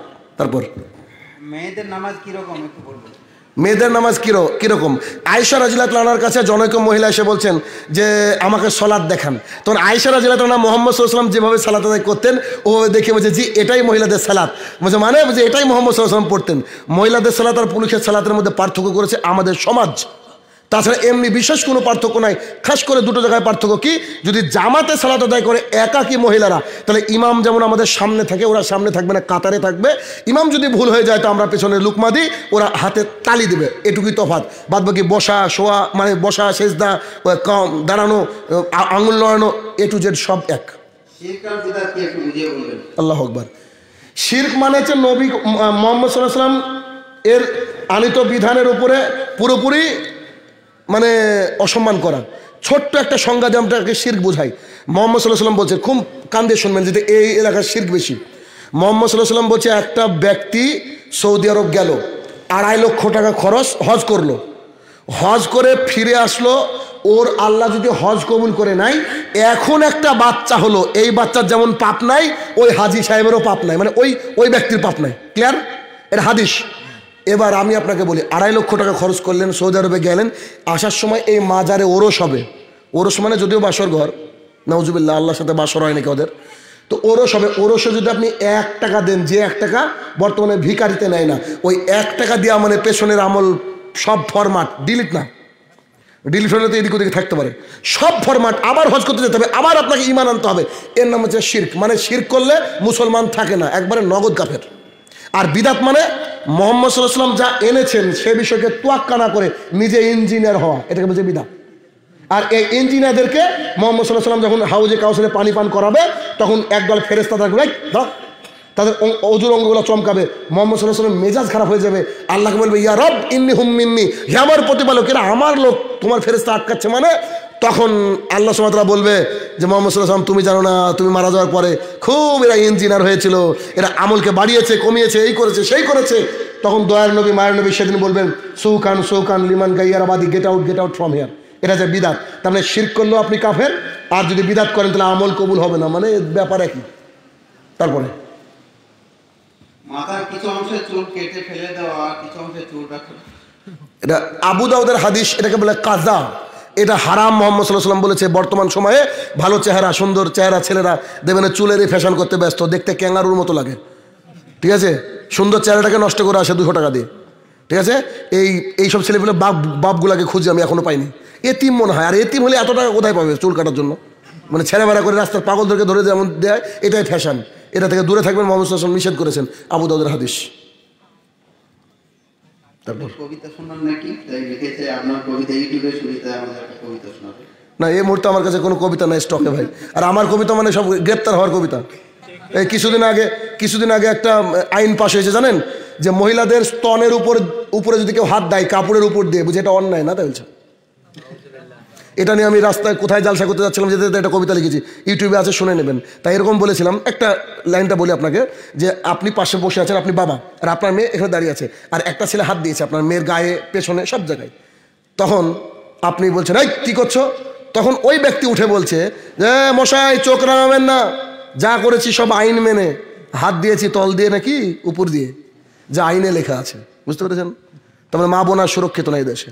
আমার অসংখ্য কবিতা আছে, সব প্রতিবাদীমূলক কবিতা। যখনই দেশে কিছু ঘটে তখনই চেষ্টা করি লেখার। যাই হোক, দেখবেন। তারপর গুটিয়ে সালাত আদায় করে যাবে কি? যে কোনো কিছু গুটিয়ে সলাৎ হবে না, এই জিনিসটা আমরা বুঝাতে পারলাম না। মসজিদে সে গুটায়, বাইরে গেলে খুলে দেয়, মামুর বাড়ির আবদার নাকি? সব সময় প্যান্টকে টাকনোর উপরে রাখতে হবে, সব সময় কেটে নিতে হবে জিন্সের প্যান্ট। আর এলাকার যদি টেলার থাকে, ভাই আপনি ফ্রি কেটে দেন, ইনশাল্লাহ কিয়ামতের মাঠে আল্লাহ অনেক কিছু আপনাকে দেবে ইনশাল্লাহ। পিছনে সূরা ফাতিহা পড়তে হবে কি? না পড়লে নামাজ হবে না। ইমামের পিছনে যদি কেউ কোনো ব্যক্তি সারা জীবন সালাত আদায় করে, সারা জীবনে একদিনের নামাজ হবে না। এবার গ্যারান্টি থাকলো আপনাকে, 350 খানার উপরে হাদিস আছে, 350 খানার উপরে হাদিস আছে। এবার একটা হাদিস আপনাকে শোনাতে হয়, সেটা হচ্ছে বুখারী, মুসলিম, আবু দাউদ, তিরমিজি, সব জায়গায় আছে। এখন একজন ব্যক্তি মুহাম্মদ সাল্লাল্লাহু আলাইহি ওয়াসাল্লাম যখন সালাত আদায় করেছেন, পিছনে কিরাত শুরু করেছেন লম্বা করে, সাব্বিহ ইসমা রাব্বিকাল আলা, জোরে জোরে। মুহাম্মদ সাল্লাল্লাহু আলাইহি ওয়াসাল্লাম, যাই কি ব্যাপার, কে ডিস্টার্ব করছিলা, কিরাত নিয়ে কে টানা হাসরা করছিলা? সাহাবী ঘাবড়িয়ে গেছে, আমি বলছি এভাবে করবো না, এটা না, কিন্তু সূরা ফাতিহা পড়বা।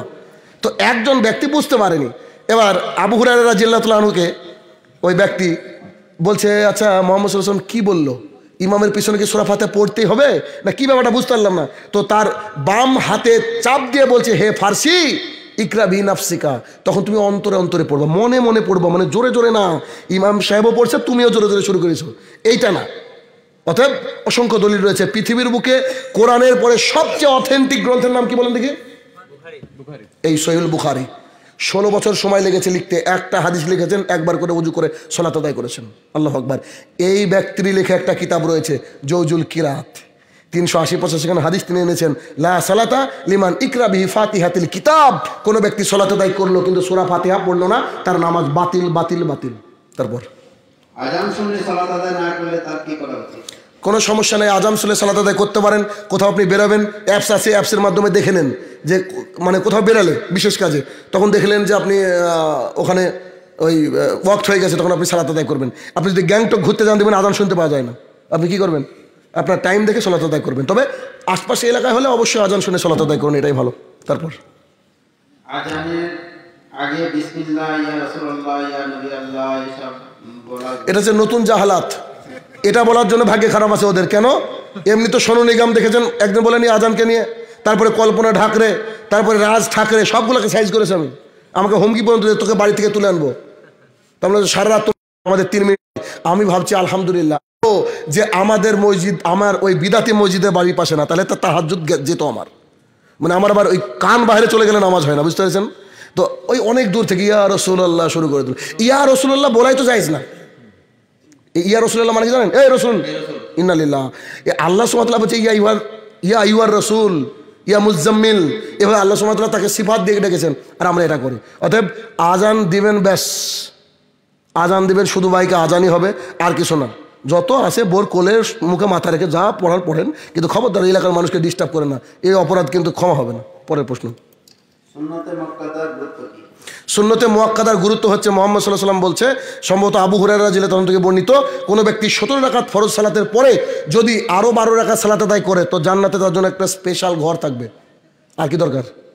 তারপর ইমামের হাতে তাবিজ আংটি পরে সালাত আদায় করায় ওর পিছনে নামাজ পড়বো কিনা? ইমাম নিজেই মুশরিক, মুশরিকের পিছনে সালাত আদায় হবে না। ইমাম কোথায় মানুষকে তাবিজ থেকে দূরে রাখবে? ওই শিরকের ফ্যাক্টরি। অতএব ওর পিছনে সালাত হবে না। যদি জানেন তাবিজ বিক্রি করে থাকে, ওর পিছনে নামাজ পড়বেন না। আর আছে ব্যাস। জমি বন্ধক আমাদের দেশে যে সিস্টেম আছে এটা পুরোপুরি হারাম। আমাদের দেশের কেমন, আপনার কাছ থেকে আমি একটা জমি নিলাম, আপনাকে 50,000 টাকা দিলাম, তারপর 2 বছর পর জমিটা ঘুরিয়ে দিচ্ছে, আবার আপনি আমাকে 50,000 রিটার্ন দিচ্ছেন, এটা হারাম। এতদিন যে ফসলগুলা খেলাম, আপনার বাপ দিল নাকি ফসল? কে দিল? তাহলে আপনি ভাড়া নেবেন কেমন? আপনি চুক্তি করেন, ভাই 3,000 টাকায় 2 মাস বা সামথিং, বা 5,000 টাকায় 1 বছর, এরকম ভাড়া দেন। ভাড়া রুম রেন্ট যেমন করে হয় না, জমি রেন্ট দেওয়া যাবে, কিন্তু এইরকমভাবে বন্দুক জায়েজ নয়। যাকে তখন যা শুনলাম, আল্লাহ সুবহানাহু ওয়া তাআলা যেন আমাদের সবাইকে মেনে চলার তৌফিক আদা করে, আল্লাহুম্মা আমিন। আমরা এইখানে যেসব দিনী ভাইরা রয়েছে, আল্লাহ সুবহানাহু ওয়া তাআলা যেন ইমানি জজবা আরও বাড়িয়ে দেন, আল্লাহুম্মা আমিন। যারা আয়োজন করলেন, আল্লাহ সুবহানাহু ওয়া তাআলা যেন তাদেরকে 5 ওয়াক্ত সালাত কিয়ামত পর্যন্ত পড়ার তৌফিক আদা করে, আল্লাহুম্মা আমিন। হে আমার প্রতিপালক, যারা কবরের তলে শায়িত তারা যেন আমাদের এই বক্তৃতার উসিলায় ক্ষমা পেয়ে যায়, আল্লাহুম্মা আমিন। হে আমার প্রতিপালক, ডক্টর জাকির নায়েক, আল্লামা দিলওয়ার হোসেন সাইদি আমার জন্য সমহিমায় দাওয়াতের কাজ করতে পারে, তার জন্য তুমি তৌফিক আদা করো, আল্লাহুম্মা আমিন। মুসলমানরা আমরা সবাই ভাই ভাই, যে কালেমা তাওহীদ পড়েছে সবাই ভাই ভাই, সবাই যেন একে অপরের সাথে কাঁধে কাঁধ মিলে দাওয়াতের কাজ করতে পারি, আল্লাহ তুমি সেই তৌফিক আদা করো, আল্লাহুম্মা আমিন। আসসালামু আলাইকুম ওয়া রাহমাতুল্লাহি ওয়া বারাকাতুহু।